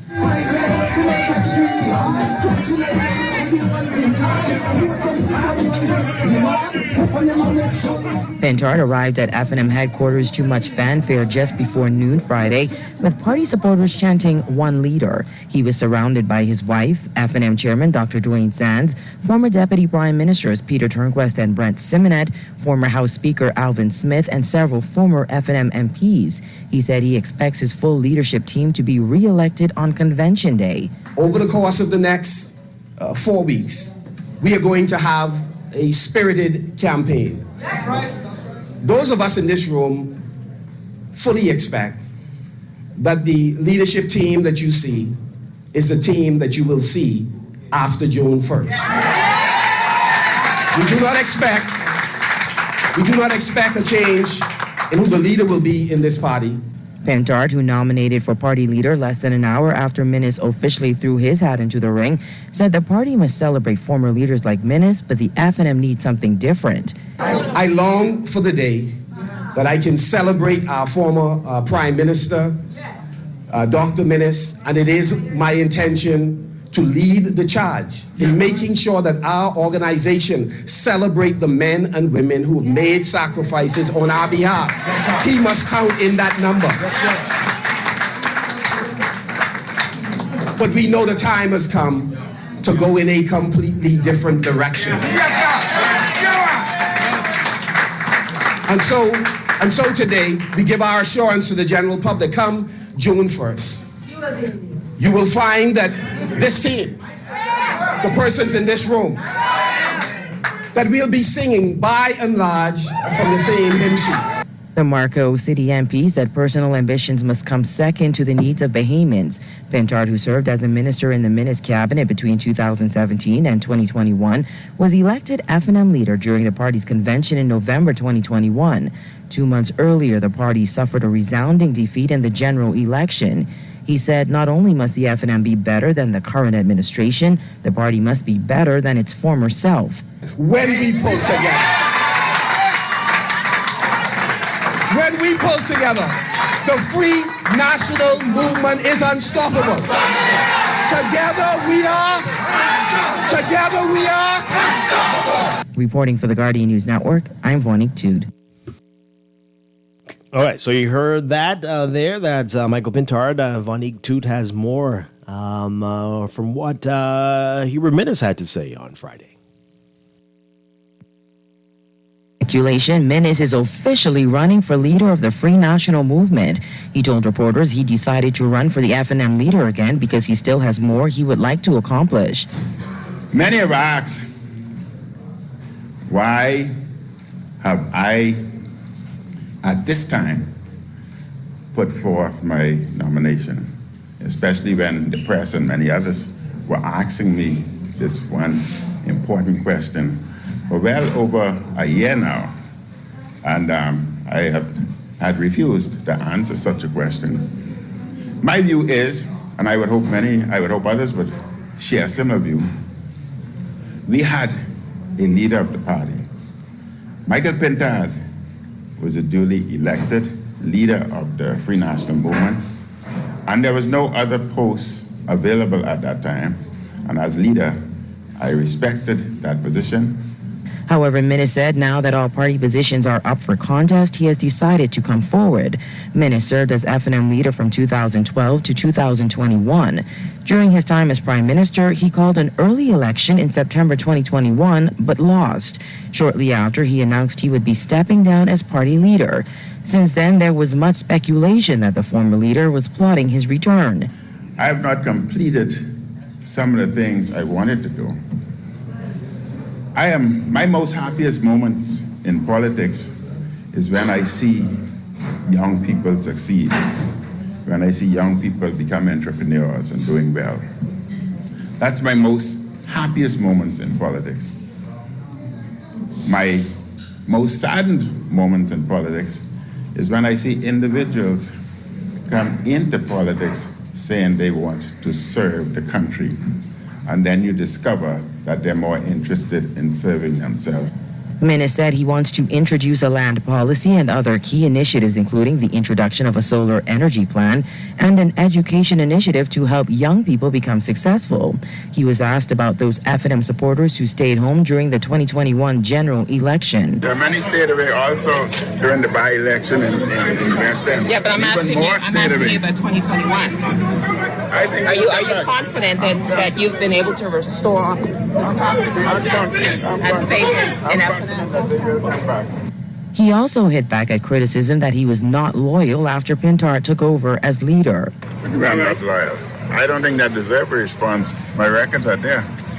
Minnis and Pintard will face off at the F&M's one-day convention on June 1st. Reporting for the Guardian News Network, I'm Vonique Tude. Okay, all right, so here we go. It's going to be just under a month of this, and I want to get your reaction to it, folks. No surprises. I think we saw this coming 10 miles away. We saw it coming. Yeah. Yeah. But it's just official now. Just official. Yes. And so now we're going to have a bit of a circus, I think, honestly. Some would say it was that before they even announced the convention. But sure.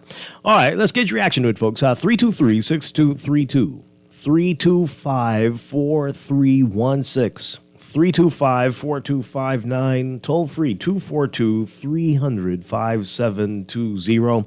Tweet us, Facebook us, text us 422-4796. Let's see if these callers here. Good morning, caller. What say you on this? Good morning, Dwight. Good morning, Deandra. Hi, good morning. Dwight, I don't know what agenda Dr. Minnis are not completed.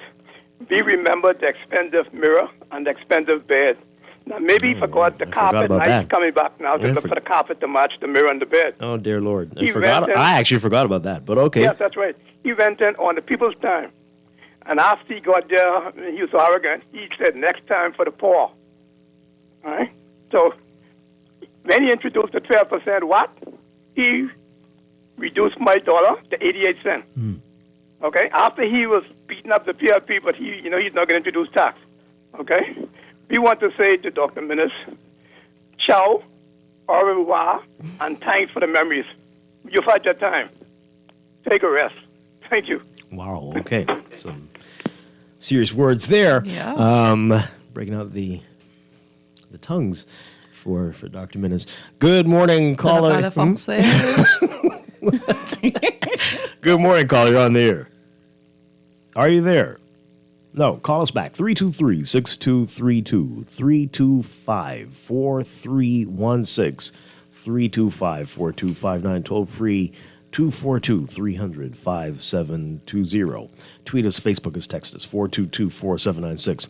This person says here, can you have a spokesperson for Pintard and a spokesperson for Minutes come on your show together? Why would we want that? We'd want them, not the spokespersons. I'm sure they do. But why would we want that? Who would want that? What would be the point of that? But anyway, I want to see C. Allen versus Renwick Wells. Oh, dear. Oh, my God. Make the argument about who is best to lead the country into the second quarter of the 21st century. Okay. I don't know who else Pintard, but Pintard would come himself. I'm pretty sure he would. He's been here a number of times since being the leader. I'm sure he has no issue. It's whether Dr. Minnis would come. That's the thing. And we don't want to hear from the spokespeople. No. No, thank you. This person says here, I hope you and your guest are doing well. Okay, great. At least the F&Ms are not like the PLPs. All the positions are up for challenge. After the convention, whoever wins, we will follow. Which ones were pettiness. But which ones were not up? I don't know. Perhaps Dexter, remind us, please. I mean, not the ones that anyone cared about. What are you talking about? Nobody challenged the leader of the party. That's what you mean? That somebody? Nobody stopped them. It was a lot of money. Yes. I don't know if you had to pay for this one. Do you have to pay if you wanted to run? No, I think it's the resources required to have a successful race. Well, you had to have both. That everyone may not have. For the other party, you had to pay to run, and you had to pay to run. But see, once you get called a bad word. What did I say? Good morning, caller. You're on the air. Morning, Dwight. Hi. Good morning. Good. Listen, man. I think yes, you have a democratic process within the F&M, and I guess if you want to run for leadership, you can. I think Dr. Minnis got this idea that you elect yourself. Payment people vote for you, right? Gave you an opportunity, gave you 5 years. 5 years. 5 years for you to come in and lead the country. Yes, we had COVID. Yes, we had hurricanes and all that stuff. But we gave you 5 years.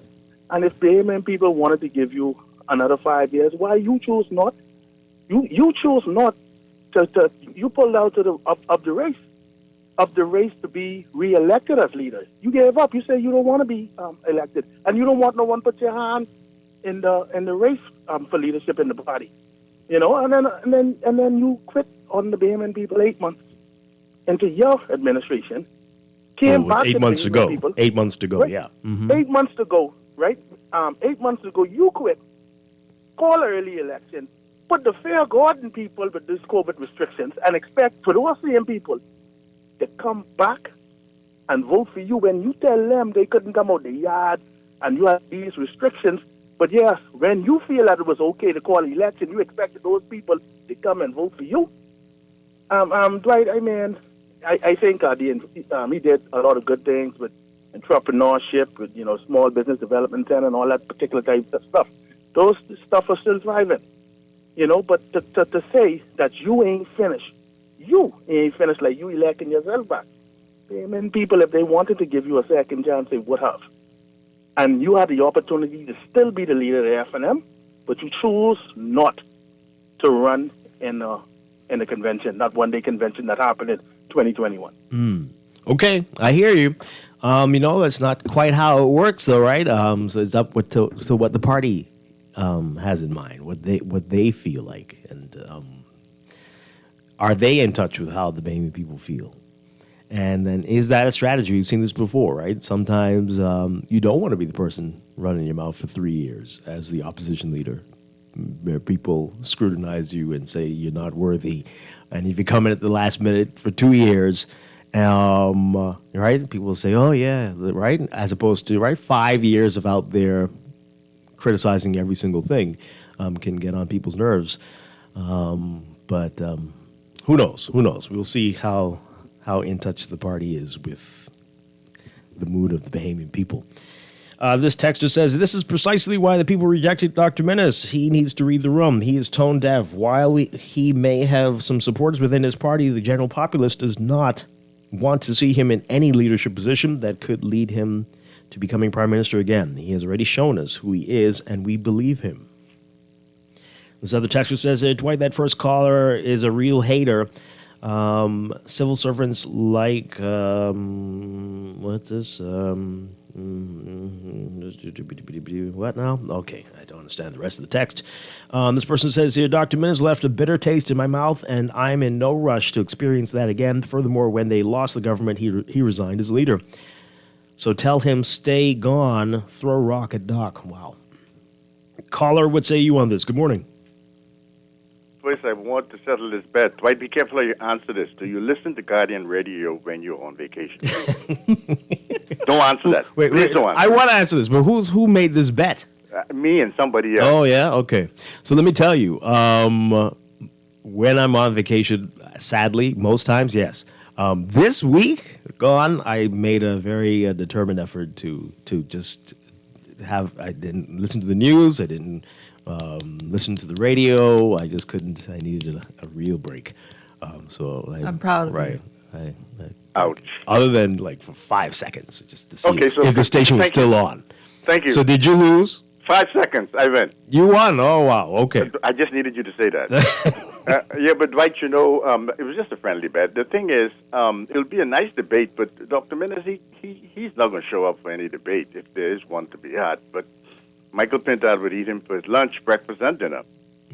I don't think Dr. Minnis is really acutely aware of the sensitive issues that affect the country. And I mean the sensitive ones, the ones that would require him to respond in time of an emergency. Just like the former President of the United States, he ain't showing up to no debate because he ain't got no substance in him. Mm-hmm. Interesting. And I think Dr. Minnis is the same way. He lacks the substance that's needed when it comes to national issues. Mr. Pintard has been writing about us. He's intrinsically aware of what is going on in the country. Dr. Minnis in this. Now, would he come back to finish? But I would hate to see that. Wow. Okay. Thanks. Thank you very much. You notice in what he said, I mean, we can't really judge him based on that short soundbite, right? But the things that he mentioned he wanted to focus on, not a lot of the things that he said he was going to do before that got a lot of us interested. You remember term limits and fixed election dates? What happened to that? Is he still interested in that? He's still going to push for that?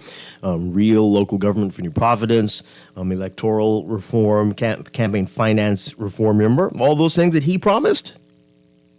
Still on the agenda, Dr. Minnis? We'd love to hear that. And those 8 months, we were hoping that you were going to bring some of those into effect. Well, if we have the spokesperson come on the show, maybe they can talk about that. Right. There's a spokesperson, remember, that he said that. Good morning, caller. You're on the air. Hey, Dwight. Hi.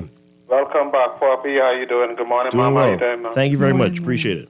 Okay. Yeah, I would have liked to comment on what you asked, what you're talking about, but I don't know if I have the time or you can allow me. But I also was wondering, when you say you ain't listen to no news and you take that week off, the Friday before that, I was wondering if this might have been one of the reasons why you didn't come to work or what, because, you already answered the Prime Minister when they said things where they make too much sense. And the last Friday when you was there, it was reported on the news in the evening, where the Prime Minister said to one of the reporters asked questions about this law with marital rape, and the Prime Minister said, the women done in charge of the man now, and what more, didn't say what more they want, but he said they done in charge of the man now, and it seems like man are endangered species in the country. So I wonder if you'd hear that, you just didn't want to have to say, well, that didn't make no sense. But this matter, I was wondering, like, What are you asking? How old Dwayne Sands is, and some people might say it ain't important. I just wonder, I believe he had aspiration, or he wanted to be prime minister one day in this country, and I'm not sure how old he is, and age sometimes play a role, because others, younger persons, like how they talking about the younger people taking charge now and going in a different direction, or continuing what the older folks do in the political parties. I feel like Shannon Daw, who was unopposed, is like concrete, fitted, solid to be the future. Even if him and Michael have to continue, Michael, the FNM, or Michael don't win in the next general election, Shannon Daw will be there. And maybe all of those haters for Michael Pintard within the party would also support Shannon Daw. And Shannon Daw is the kind of person, unopposed, how PLP supporters will come over to that party to support him. But with Dwayne Sands, I think he have a lot to offer. What he does in the hospital is priceless. We can never pay him back for it. But it seems like he'll never see the day in Parliament or in the Bahamas where he'd be the Prime Minister. Okay, I mean, I don't know why you would say that, and he's still much younger than the current Prime Minister, but who knows what the future will hold. I don't know if he is interested in that, but okay. Anyway, let's get to some other text messages before we have to break for the news. We'll pick this up on the other side, though.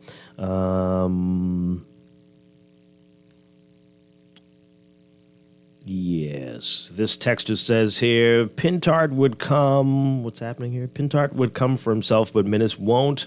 I won't see your caller representing the failing. What's this going on here? Oh boy. Okay, that's getting worse. I don't know. Who knows? We'd be surprised. He like I said, he was here before as leader of the opposition years ago.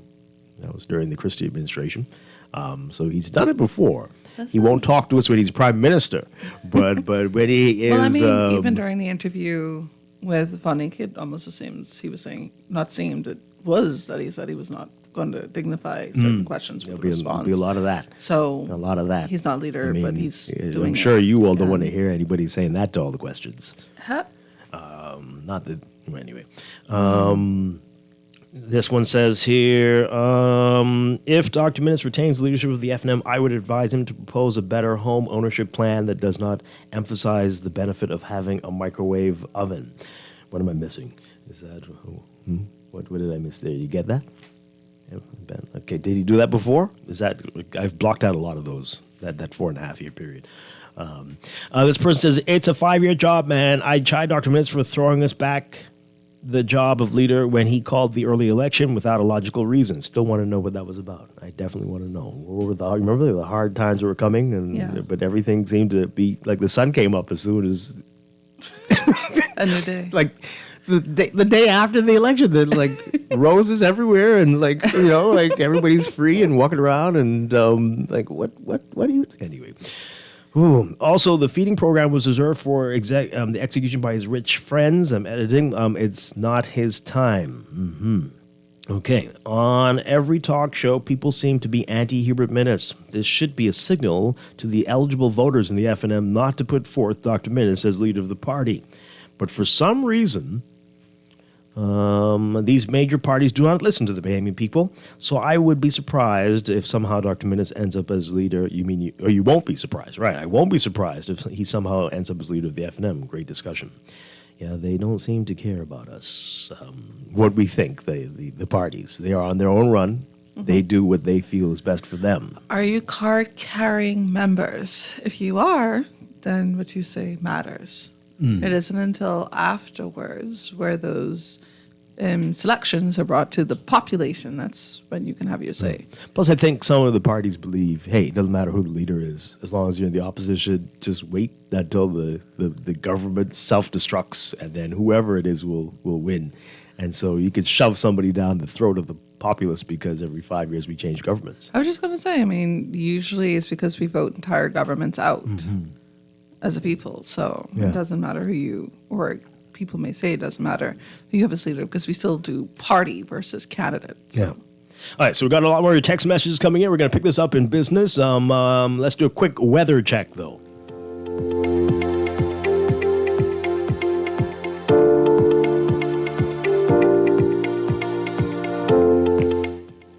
And this weather check brought to you by Easy Car Sales. Okay, so the severe thunderstorm warning has been extended again, folks, to 10:45. The thunderstorm warning is in effect for Ragged Islands, the Ragged Island chain, and the severe thunderstorm watch continues for Long Island, Acklands, Crooked Island, and Inagua. So the Department of Meteorology says they're seeing a cluster of showers and embedded thunderstorms moving toward and across this area, and that the showers and thunderstorms are associated with the mid-upper level trough and rich tropical moisture. Some of these showers will be locally heavy and thunderstorms strong to severe at times, causing strong gusty winds, dangerous lightning, heavy downpours, and waterspout activity. Localized flooding is also possible during these storms. That's again for a good portion of the central Bahamas. Again, a thunderstorm warning in effect for the Ragged Island chain and a thunderstorm watch in effect for Long Island, Acklands, Crooked Island, and Inagua. We're seeing the opposite in the northwest Bahamas. Very dry conditions, very warm, and brush fire threats again elevated. But that is your morning blend weather check, a special weather check brought to you by Easy Car Sales. Stuck in traffic, wasting expensive gas? Well, Easy Car Sales invites you to take a test drive in an electric vehicle today. Empower yourself. Test drive an EV today. Zero emissions, maximum excitement. Visit easy242.com and find out how you can turn your daily commute into a joyride. We're back after the news. Stay with us.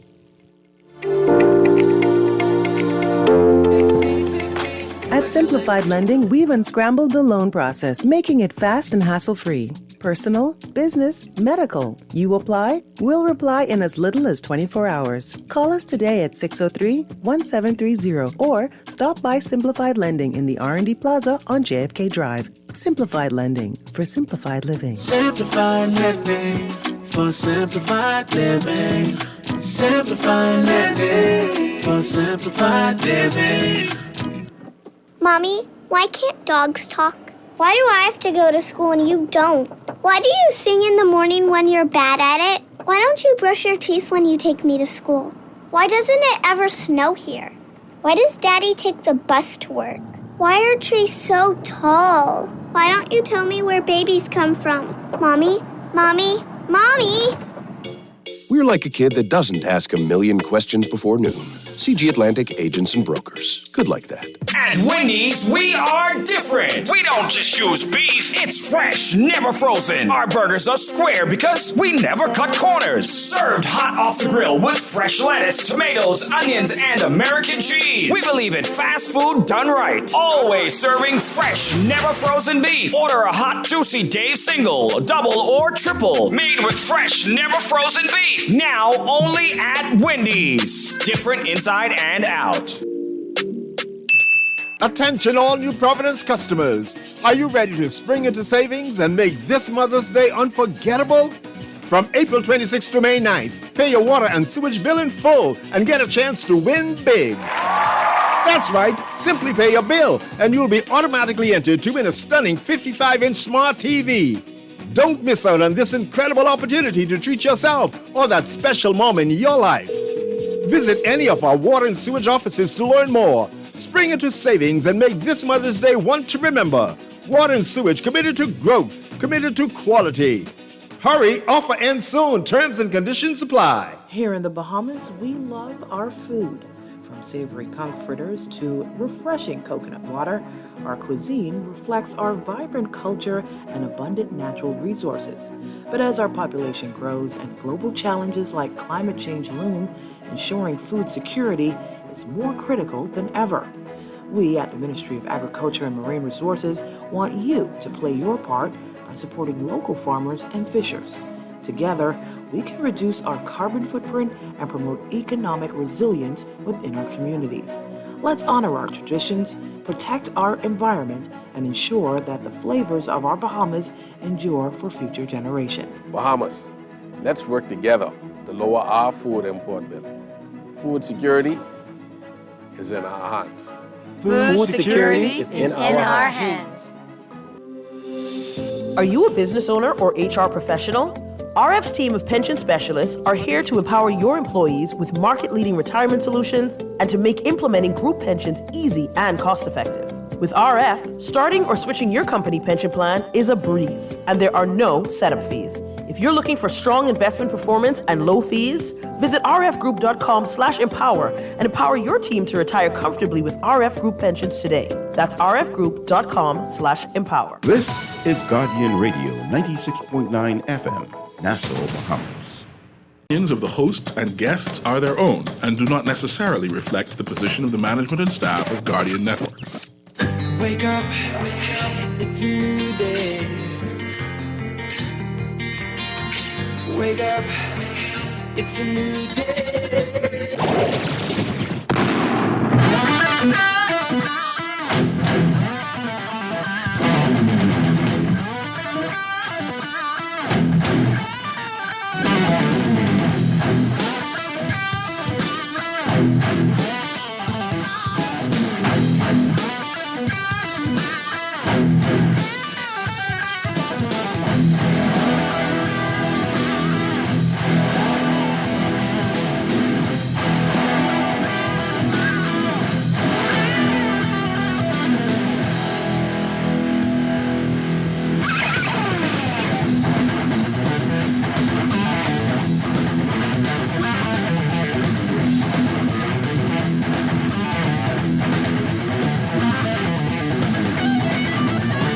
Good morning and welcome to Morning Blend Business on this Monday, May 6th, 2024. Welcome back to our Morning Blend listeners. It's a special edition of Morning Blend Business. We're going to continue the discussion about politics and the way forward. Of course, we know decisions made by our political leaders definitely impact business. And once again, I'm Dwight Strachan with Deandra Cartwright. And so we were talking about the stage being set now for a showdown in the F&M. Current leader Michael Pintard versus former leader Dr. Hubert And maybe Minnis. having that right here on the show. What? Maybe having that right here on the show. We're having what? A debate, a showdown. Y'all are really pushing it. This is, that's not going to happen. I don't even know why you would plant such ideas. You could wish on every single star in the world. That ain't going to happen. We'd love it, but that's not going to happen. How helpful that would be. So we put it out there. Morning Blend would love to host a debate between Michael Pintard and Dr. Hubert Minnis. We'd give you the whole entire show. Could that possibly happen? Yeah. I think you do brilliantly managing No, such that's a not the showcase. concern. No? That's not It's the concern. Okay. No. We don't want to have debates with empty chairs. Right. But we don't even know if we could get Dr. Minnis on a show. But anyway, but we would love to hear from them. Absolutely. But anyway, we're talking about, again, your reaction to this. Again, no surprises. I think people saw this from shortly after, within weeks of the last convention where the party put Pintard in place as the leader. That just the commentary that Minnis had something to say about everything. And often it was different from what the party was saying. You could see this is going to head to something like this. We've seen it with this party before. We've seen it with other parties before. So no surprise. But let's get your reaction to it. The first time since Friday, people can talk about it. 323-6232, 325-4316. 325-4259. Toll free 242-300-5720. Tweet us, Facebook us, text us 422-4796. There's a story in the Nassau Guardian today. Former DPMs back Pintard. And pictures of Brent Simonet and Peter Turnquest. Here's the first line of it from our Candia Dames. Former Deputy Prime Ministers Peter Turnquest and Brent Simonet on Friday expressed support for F&M leader Michael Pintard in his re-election bid at the party's convention on June 1st, and confidence that he will eventually lead the F&M to a general election victory. Turnquest, who was a deputy prime minister when Minnis was prime minister, nominated Pintard for leader on Friday. Well, Powerful. That's very powerful. Good morning, caller. You are on the air. Right. Hi, good morning. Yeah, Well, I was trying to call to congratulate you, but I didn't get through. Congratulate. You and all I done on the way street. Oh, wow. Okay, you're just getting it. Well, great to have you. Thank you. Thank you very much. Appreciate You it. was one of my favorite talk shows. I appreciate it. Thank you very much. Now, with Dr. Millis, right? I think Dr. Millis in for a fight because what's happening, you have the two older party members, they ain't going nowhere. You understand me? Hello? Yeah, okay. Who are you talking about? You have, okay. I'll call name. You have Mr. Ingram and you have Mr. What's his name? Simmons. They control FNM. Oh, really? Yeah, check it out. Check it out. They control the FNM. They ain't going nowhere. You notice when they had the campaign in Grand Bahama, who was over there campaigning? Everybody, except for Ingram Minutes. was there campaigning. Mm-hmm. Now with Dr. Minnis, some things what they'll like to do, they can't do it with Minnis. But Pentad, they can control Pentad. Mm. So Pentad ain't gonna be calling the shot, even if he become them. That's gonna be the issue there with them. And like you said, the older fellas there, yeah, they may back off the scene, but they won't get contract. And they can still be in the forefront calling this, and, Mr. Simmons get a lot of contract. And we all know. Oh boy. Okay. Getting a little... Wow. No, but I ain't get too personal.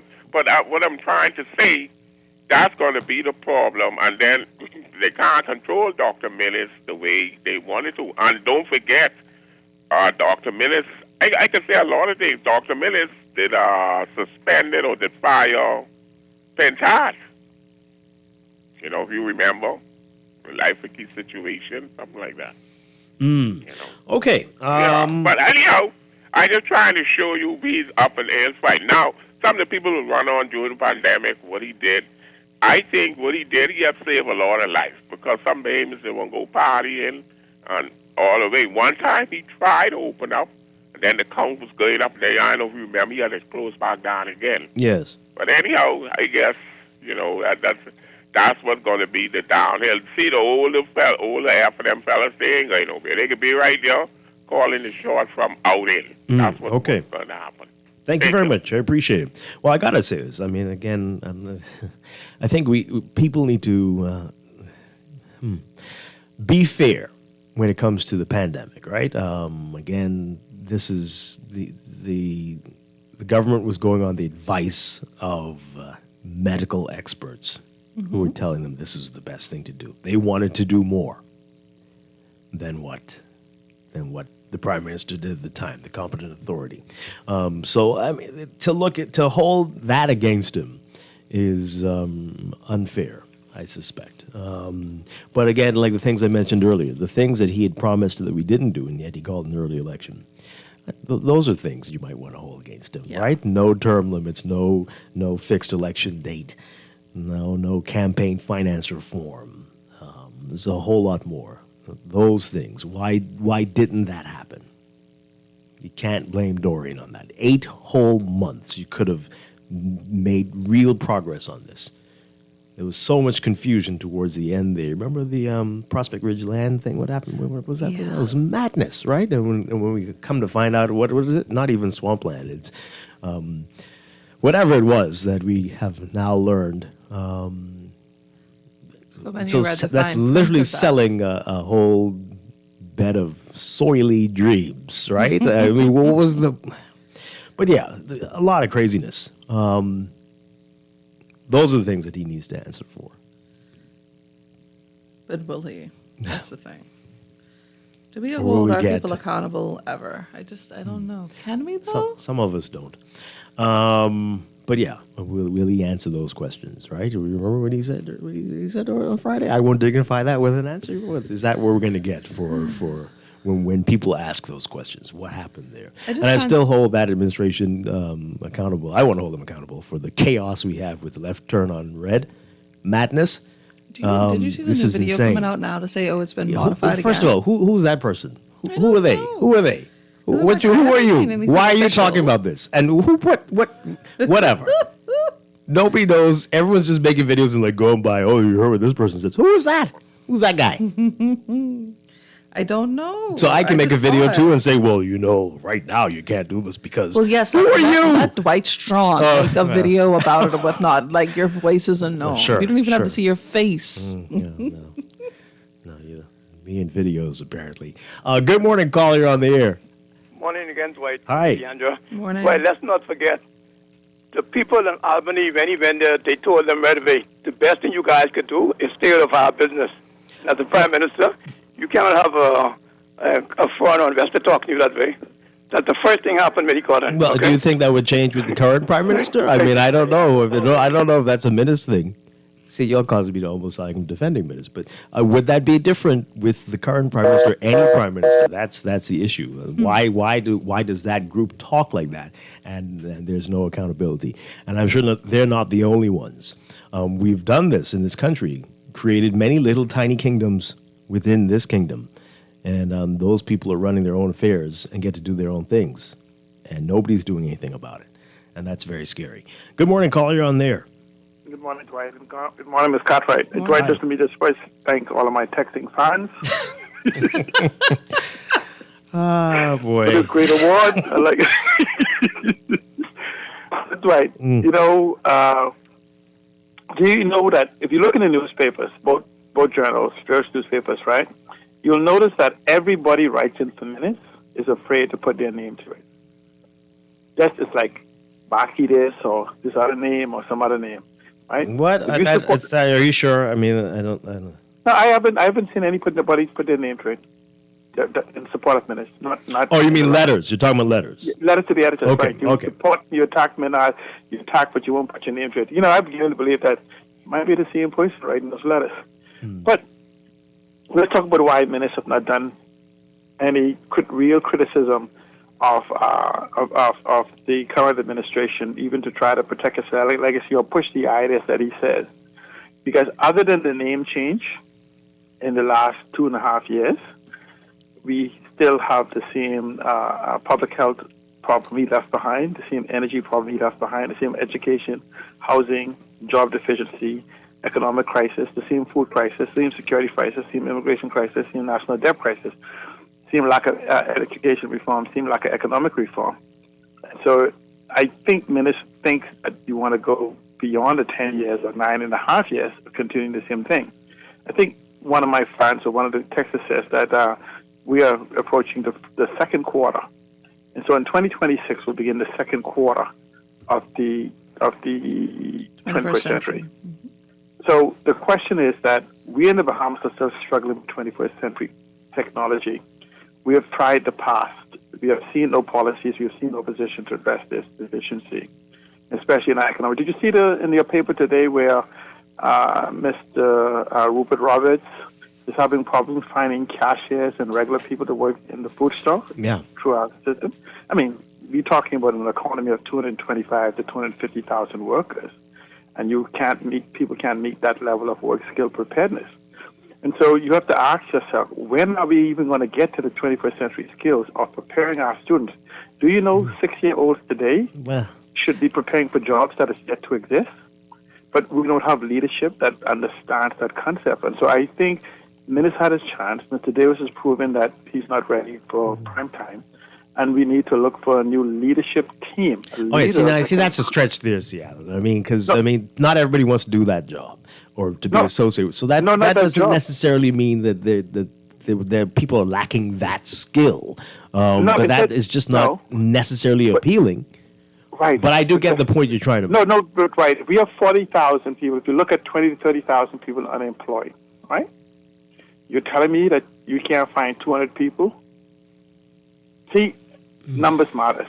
Yeah, but again, it's the type of job. It's a type of job. It's not everybody wants that. No matter what, no matter how desperate you are, it's not going to be for everybody. Okay, but then let's talk about what other work skill jobs of the 21st century we bring to the Bahamas. Are we prepared for it? Are we even have and that's a good question. Industries? Yeah, those are good questions. And so these, as a person, keen observer of technology in the Bahamas for the last 20 years in our development, I believe that we have failed the next generation, and the next thing we need is a revolution in leadership. That's a person who can bring together the collective mind, the collective intelligence to move us forward. Remember, it's not Minnis as an individual job. It is his job to inspire a nation to action. It's Brave Davis' job to inspire the nation to action. We know them by their actions, not by their promises. Okay. And so when we begin to look at that, that has not happened. Let's examine the policies Mr. Pinto had put forward, and then begin to look and plan as to how we can collectively implement them. But as it stands right now, the F&M, good advice. We have tried it. We have tasted it. We don't like it. Thank you so much. Okay. All right. All right. Continue to call in 323-6232, 325-4316, 325-4259. Toll free 242-300-5720. All right, some text messages. This person says here, Dwight, sometimes it's the way you say things or you do things. Yes, he was going on advice, but his high-handedness is about Minnis and COVID. His high-handedness, arrogance, disregard, and insults for the media, that wasn't because of the pandemic or Dorian. That's just who he is. Oh, boy. Yikes. Okay, this person says here, Dr. Minnis, the things you have promised could have been finished in 5 years if you weren't so busy locking up the Coconut Boys and ducking Moultrie in the house. It gets worse. Get lost, it says. You caused me not to vote for the F&M for the first time in my life. Wow. Yo. Oh, boy, I tell you. I think the PLP is going to fund Minnis's campaign. This one says here, if Minnis doesn't want to answer the reporter's questions while he's trying to become prime minister, what makes people think he will answer any questions at all and not be pompous while in power? Does Minnis forget that he called an early election and then resigned as party leader even though he was successful in retaining his MP seat? Well, Dr. Minnis will lead the F&M to a humiliating defeat in the next election if he becomes the leader. He did not finish his term as PM. I give him credit for his contribution during Dorian and the pandemic, but Mr. Pindar deserves a chance. So long, goodbye, Minnis. That caller is so correct. Michael Pindar will be a puppet. Wow. Oh, gee. This person says the F&M, and they're making special emphasis on the FN, and the PLP are out of the bush. I don't know what that means. What Out of the bush? I don't know what that means. Which bush? The Bahamas has been running on automatic since 1967. You don't have to agree with me. I want to know what that means. Every part of it is questionable. Running automatic. Well, okay. But out of the bush. Why all of a sudden did the government table a bill for the one-man jury, a judge? Is it because the ex-MP's case, which got thrown out?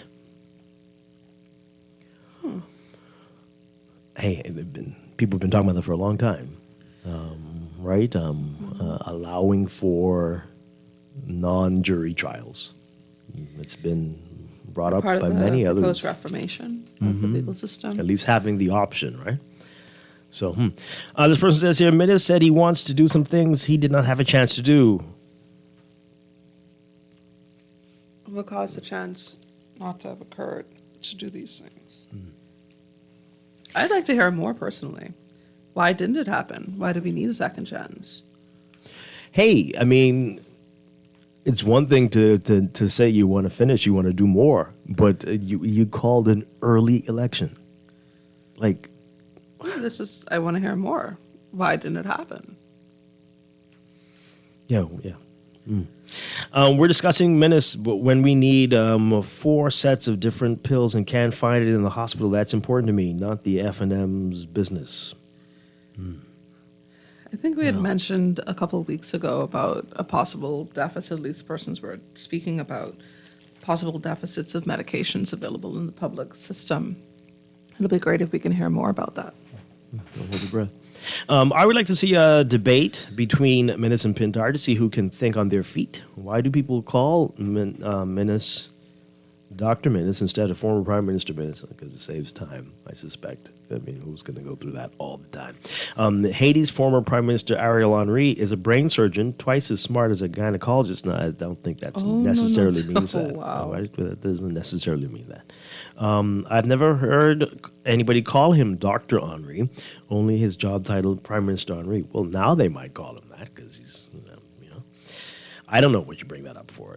Anyway, I hear you. Don't mind what these people are saying. If they get angry with the PLP enough, they will vote the F&M back in, whether Minnis is leader or not. And you might be right. You might be right. And I think that's what some are banking on with the F&M. That it doesn't matter. You could put a Chihuahua there, and people may be so annoyed with the PLP that you would win. Wow. That might actually be good. That might be something that could save the Bahamas. Good morning, caller. You're on the air. Twice say Chihuahua. Good morning, Prime Minister Chihuahua. Good morning, Mr. Strachan. Hi, good morning. You know, Dwight, being a brain surgeon does require some effort, right? And, I would have to respect that. But it's still only one discipline. But what's the point of intelligence when you're not willing to speak the truth and dispense the truth to the public? So I was taken aback by a caller called and said that there's only I don't know. Am I a regular caller to your morning blend, Dwight? I mean, I call sometimes, but I mean, you consider me a regular caller, right? Yeah, why not? All right. So what I'm saying is because I'm a regular caller, it means that I only make postulations and I don't say anything with sense, right? And so because it's only your callers, what they were saying that doesn't make sense. And so I even in talking about the court system, I don't hear about the court system because Tadar Burroughs was on the Eye Opener the other day. And there was a lady on Lincoln Bay Show talking about some rape that happened at the ruling party function, right? And she was actually in tears, and it's a 16-year-old son. And the Dar made the highlight that there's many young men coming forward about sexually being molested and things like that. And so the Kangaroo system, I don't want to hear anything about the justice system, really and truly. Missing files, Oban, and even within the court system. I'm sick of it. I didn't want to hear about it. But what I want to talk about is people calling and opining and ignorance is very hurtful for me. They have to bear with me. So we're saying that Dr. Minnis saves lives, right, Dwight? But we didn't have an adverse event reporting system. But how could that then be? And so the fact that I was one of the only persons, along with a few others, speaking out against the science, but people are saying that, was I incorrect? So now what I'm saying is the lack of clairvoyancy by Dr. Minnis and the likes. And so it wasn't the fact that he was listening to the health professionals. He wasn't listening to the right ones because there were deviants in the narratives being put out by people like Dr. McCullough, who I had conversations with, and many other scientists on the radio who agreed with what I was saying. So what I'm saying is, let's look at a quick chronology. 1 second. With Dr. Minnis, the lack of clairvoyancy, and all of the economists, listen to me. I wanted you, do me a favor, you and DeAndre. Find out how many people in cabinet and sitting in our political parties have read COVID-19 and the Great Reset. Because I am simply only transferring information to the public. This is nothing visceral. I don't deal with visceral BS. So what I'm saying is, since post-pandemic, the book painted a post-pandemic scenario, outlook. So we have seen the weaponization of trade. And then companies, if they would sense the pandemic, they're not going to rely on one particular company. So they cut back on their supplies, and because of the weaponization of trade, then you see and the price of oil, you see the high prices going up and up and up and up. So he told the people that when you get vaccinated, things will be better. But if he had read the book, he'd realize that doesn't pan out. Okay. So, being deceived is only between what's in your pea brain. I have a pea brain, okay? And if I can figure it out, you tell me they can figure it out. But yet still, I must let people come on this radio talking fools about save life. What life Mr. Minnis saved? He saved the lives of the people he operated on, and maybe the people that he did within his private practice. But I need the evidence because it's only anecdotal. And Okay. that's give me a break, man. Thank you very much. Wow. Oh gosh, so that's another reason why perhaps he shouldn't be the leader, because every time you mention his name, COVID comes up and people lose their brains. So keep that in mind, Free National Movement. It's just it's PTSD, whenever. Oh gosh, because we went through 2 years. No, and that's how the show used to be for those 2 years. Everybody. It's not that it was a war. It was between the. Oh, okay. Bad memories. Isn't it that they're saying that if Minnis does become leader again, it's almost just like handing the election over to the PLP? That's what some are saying. Mm-hmm. Wow. We'll take these calls and we got to go to break. Good morning, caller. You're on the air. Hi. Good morning. Are you there? No, let's take the other caller. Good morning. You're on the air. Good morning, Dwight. Hi. Good morning. I will not talk about COVID. Thank you. Thank God. But how we treated our people during Dorian was disgraceful. And we know this because Abaco had 2 yellow babies born. You know what's the most disturbing to me? We've had countless doctors from both parties end up in politics. I won't call the names. One became a prime minister. Understanding the health of a nation is the wealth of a nation. I listened to that my whole life growing up. And none of them saw fit to build one new hospital, not put some new tires on an old car, but build one new medical facility for your people. And so I'll leave you with this. The state of the country and the people listening to you and I right now, is their life better now than it was before? And you can go back to 1970. Because if it's not getting better for you, if it's getting harder for you, I would have thought that after 50 years, all the people that said they were for you doesn't look like they did much for you. You think about that, Dwight. Good show. Have a good day. Okay, thanks a lot. All right, some messages as we go to the break. This person says here, to be fair to Dr. Minnis, there was pressure, correctly, for him to resign as leader, given his early election call and the massive loss of the polls. He didn't willy-nilly decide to resign. Well, then that's why it's surprising to a lot of people that he would decide to run again. But, All right, we're going to pick up the rest of your messages and more of your calls after the break. This is Morning Blend Business, a special edition here on Guardian Radio 96.9. Stay with us. I came home early one morning, about 10:30. I knew that something was wrong, Lord, I couldn't get in. I walked to the back door just to pick my lock. Great God, when I peep inside, this man was pushing. Oh, give me my shirt, woman, give me my shoes, oh dear.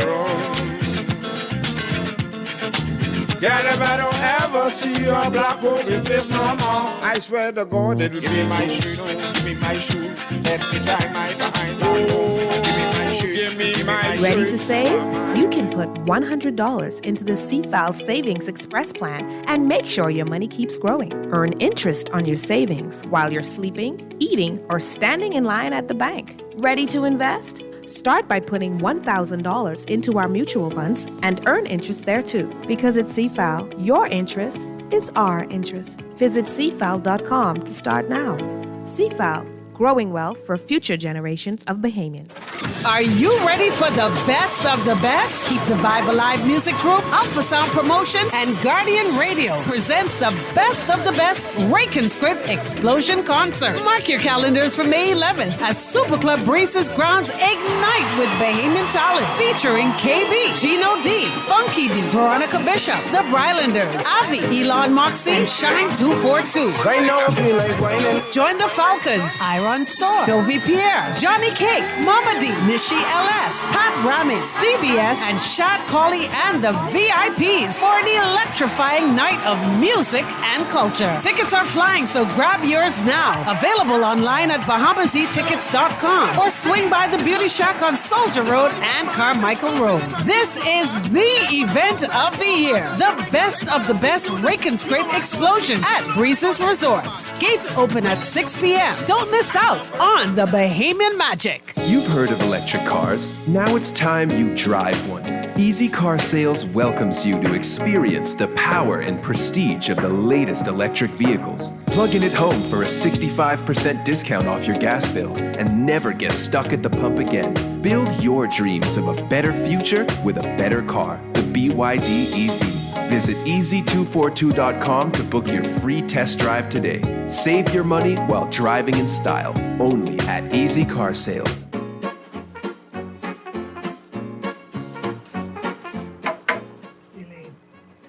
You hear what Boss Man was saying in the back there just now? About what? The luncheon? Why you always worried about food? No, about how we gotta pay a little more for national insurance. Mildred, you talking fool. I can't afford to pay that. And you always crying, poor mouth. Ain't gonna be much. Boss still got to pay. 1st of July, 2024. I think that criminal benefit is what did help my boy Tony through the pandemic. That same unemployment benefit. And guess what? What? Susan, I think she'd get a pregnancy benefit, eh? You mean maternity benefit, eh? So now, we gotta do our part to make sure we get our pension. All right. For more information, visit niprateIncrease.com. Make Mother's Day one to remember with a delightful Mother's Day brunch valued at $300 courtesy of Haagen-Dazs and Fun Foods Wholesale. It's simple. Just head over to Lickety Split or Super Value locations and purchase a pint of your favorite Haagen-Dazs ice cream for just $8.99. After purchasing, don't forget to write your full name and number on the back of your receipt and drop it into any entry box at the store. You're now in the running for our grand prize drawing, taking place on May 10th. Hurry, this offer ends soon. Happy Mother's Day from Haagen-Dazs. Promotion ends May 8th. Earning zero interest on your savings at the bank? With as little as $100, you can start earning interest on your money while you're sleeping, eating, or standing in line at the bank with the CFAL Savings Express Plan. Ready to invest? Start by putting $1,000 into our mutual funds and earn interest there too. Because at CFAL, your interest is our interest. Visit CFAL.com to start now. CFAL. Growing wealth for future generations of Bahamians. This is Guardian Radio 96.9 FM. Fresh news, smart talk, all day.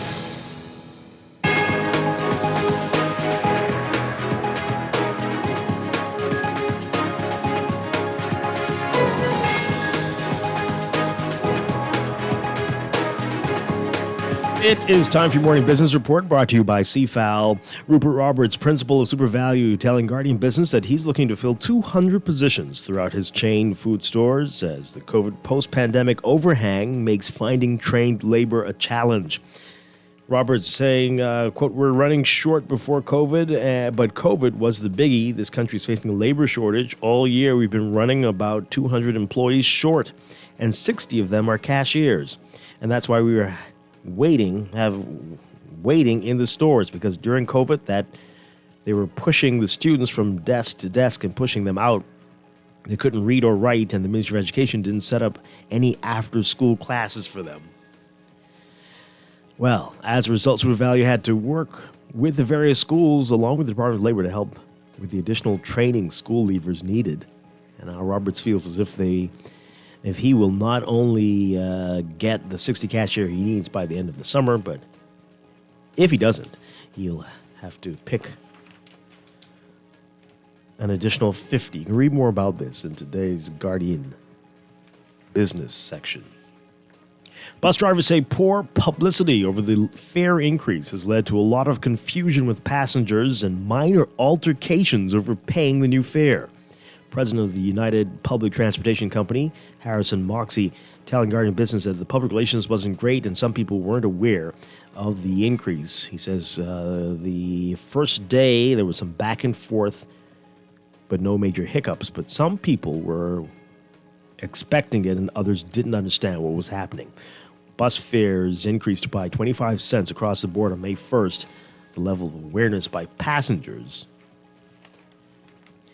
on the fare increase depended on where they get their information from. Moxie said nothing that, noting that it depended on whether they followed direct news or social media.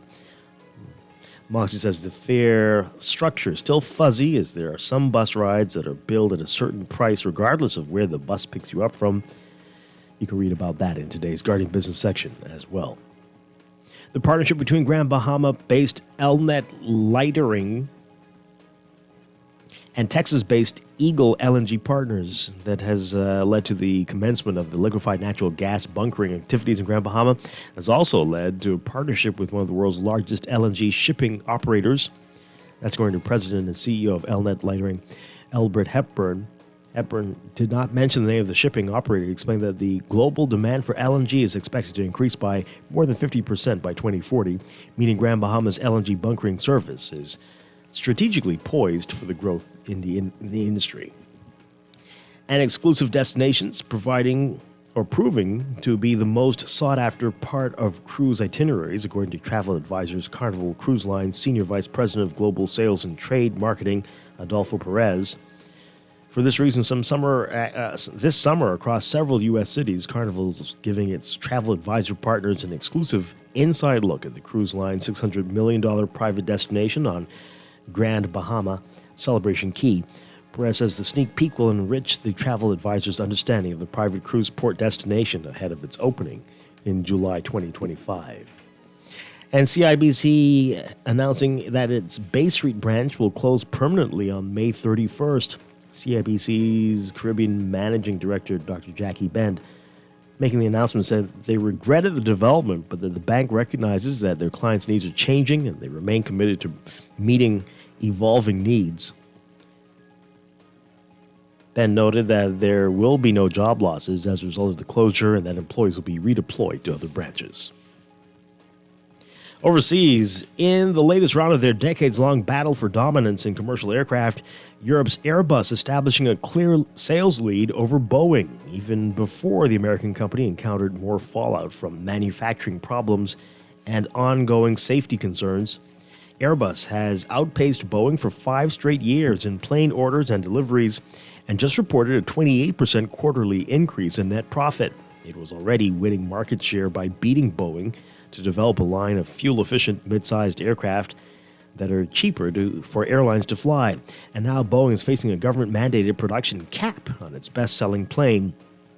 The European company is unlikely to extend its advantage in the Airbus-Boeing duopoly much further, despite having customers clamoring for more commercial aircraft, according to aviation analysts.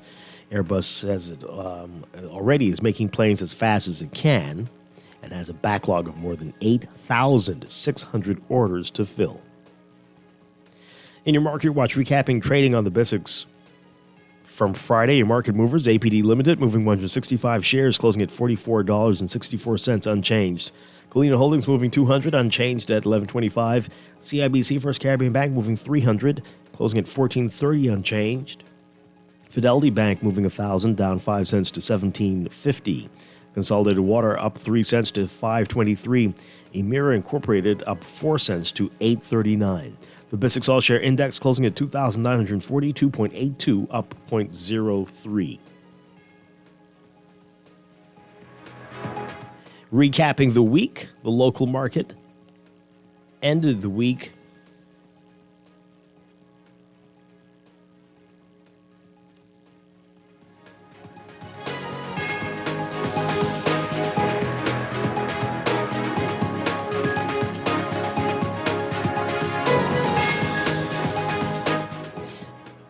closing again at 2,942.82. That's your Market Watch, and that is your morning business report brought to you by CFAL, growing wealth for future generations. And tune in tonight to CFAL Talks at 6:30 p.m. right here on Guardian Radio 96.9.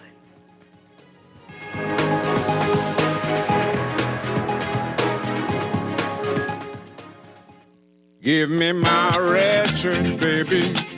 Give me my shoes over there. Give me my shoes over there. Give me my red shirt, baby. Give me my shoes over there. Give me my shoes over there. Girl, if I don't ever see you no more, I swear to God. Interesting song. Welcome back to Morning Bun Business on Guardian Radio 96.9. Dwight Strachan along with DeAndre Cartwright on this Monday morning. Again, talking a little politics in business this morning. Again, these choices do affect the business world. Mm-hmm. And many changes in the last few years in the business climate in the country because of decisions made by our political leaders. And many are crying because of some of the cost of doing business still very high and in many ways higher than ever. And things that are put in place by one administration that people find to be detrimental. Often another administration comes in and doesn't change it, keeps it in place, and adds something else onto it. And it just keeps going and going and going. In most cases. My God. And then the international, the regional rating agencies or those that review our economy speak to this. I wonder, have we I would encourage everybody to read the IMF's reports on our country that they release. They have a visit here, I think it's every December, where they have a chat with those persons in power that make the financial decisions to ascertain the economic state of the Bahamas. And they release a summary report and a very extensive, longer report on our economy. Wow. Okay. All right. Let's get back to your text messages. You can call in still. Our final few minutes here. 323-6232. 325-4316.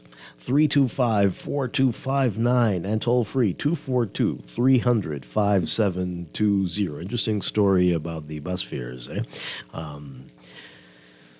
People not getting the information and not knowing about it. Of course, we know that, especially that Ministry of Transport, not great public relations at all.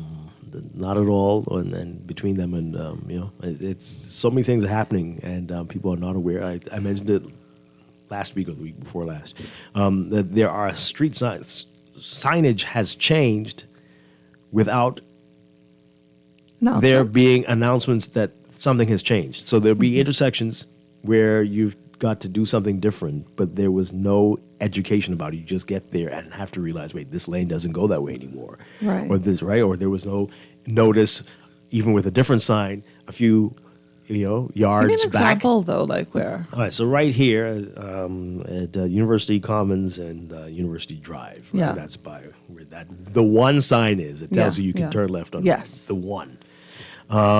So if you're heading on University Commons, that's leaving the Big Pond area, heading, my gosh, is that west? West. East. West or east, West. okay. Yeah. So the left lane used to be to go straight or to turn south, heading towards the sports center. Okay. Suddenly, that left lane is only to turn south. The middle lane is now to go straight and north onto University Drive, heading towards the University of the Bahamas. Oh. So it just changed out of nowhere. It just changed. Yeah, I think that's important There's no other information. sign to tell you that you must be in this lane if you're going to go straight or turn. No sign, nothing. You just see it on the road. There are arrows now, different arrows. I gotta check that out. And so the people getting confused, and you can see they're in the left lane and they're thinking they can go straight, but then wait, because now you're going straight and the other person's going straight, and so wait, we're gonna crash, we're gonna collide. And so there's a couple things that are happening. They've fixed some of the merge lanes. The arrows are now in different directions, more fitting to people who drive on the left side. Some were going in the wrong direction. Oh, dear Lord. Merging on the left. You're supposed to merge on the right because you drive on the left. Something like that. But anyway, they changed them, but there was no indication. Were there any other changes that you know about? Because I was on on the Lakeview roundabout the other day, and I noticed what people are doing. This was high traffic. I really don't know. I was sitting in there for at least 45 minutes. This would be against the law, I'm sure. Whatever they're doing is against the law.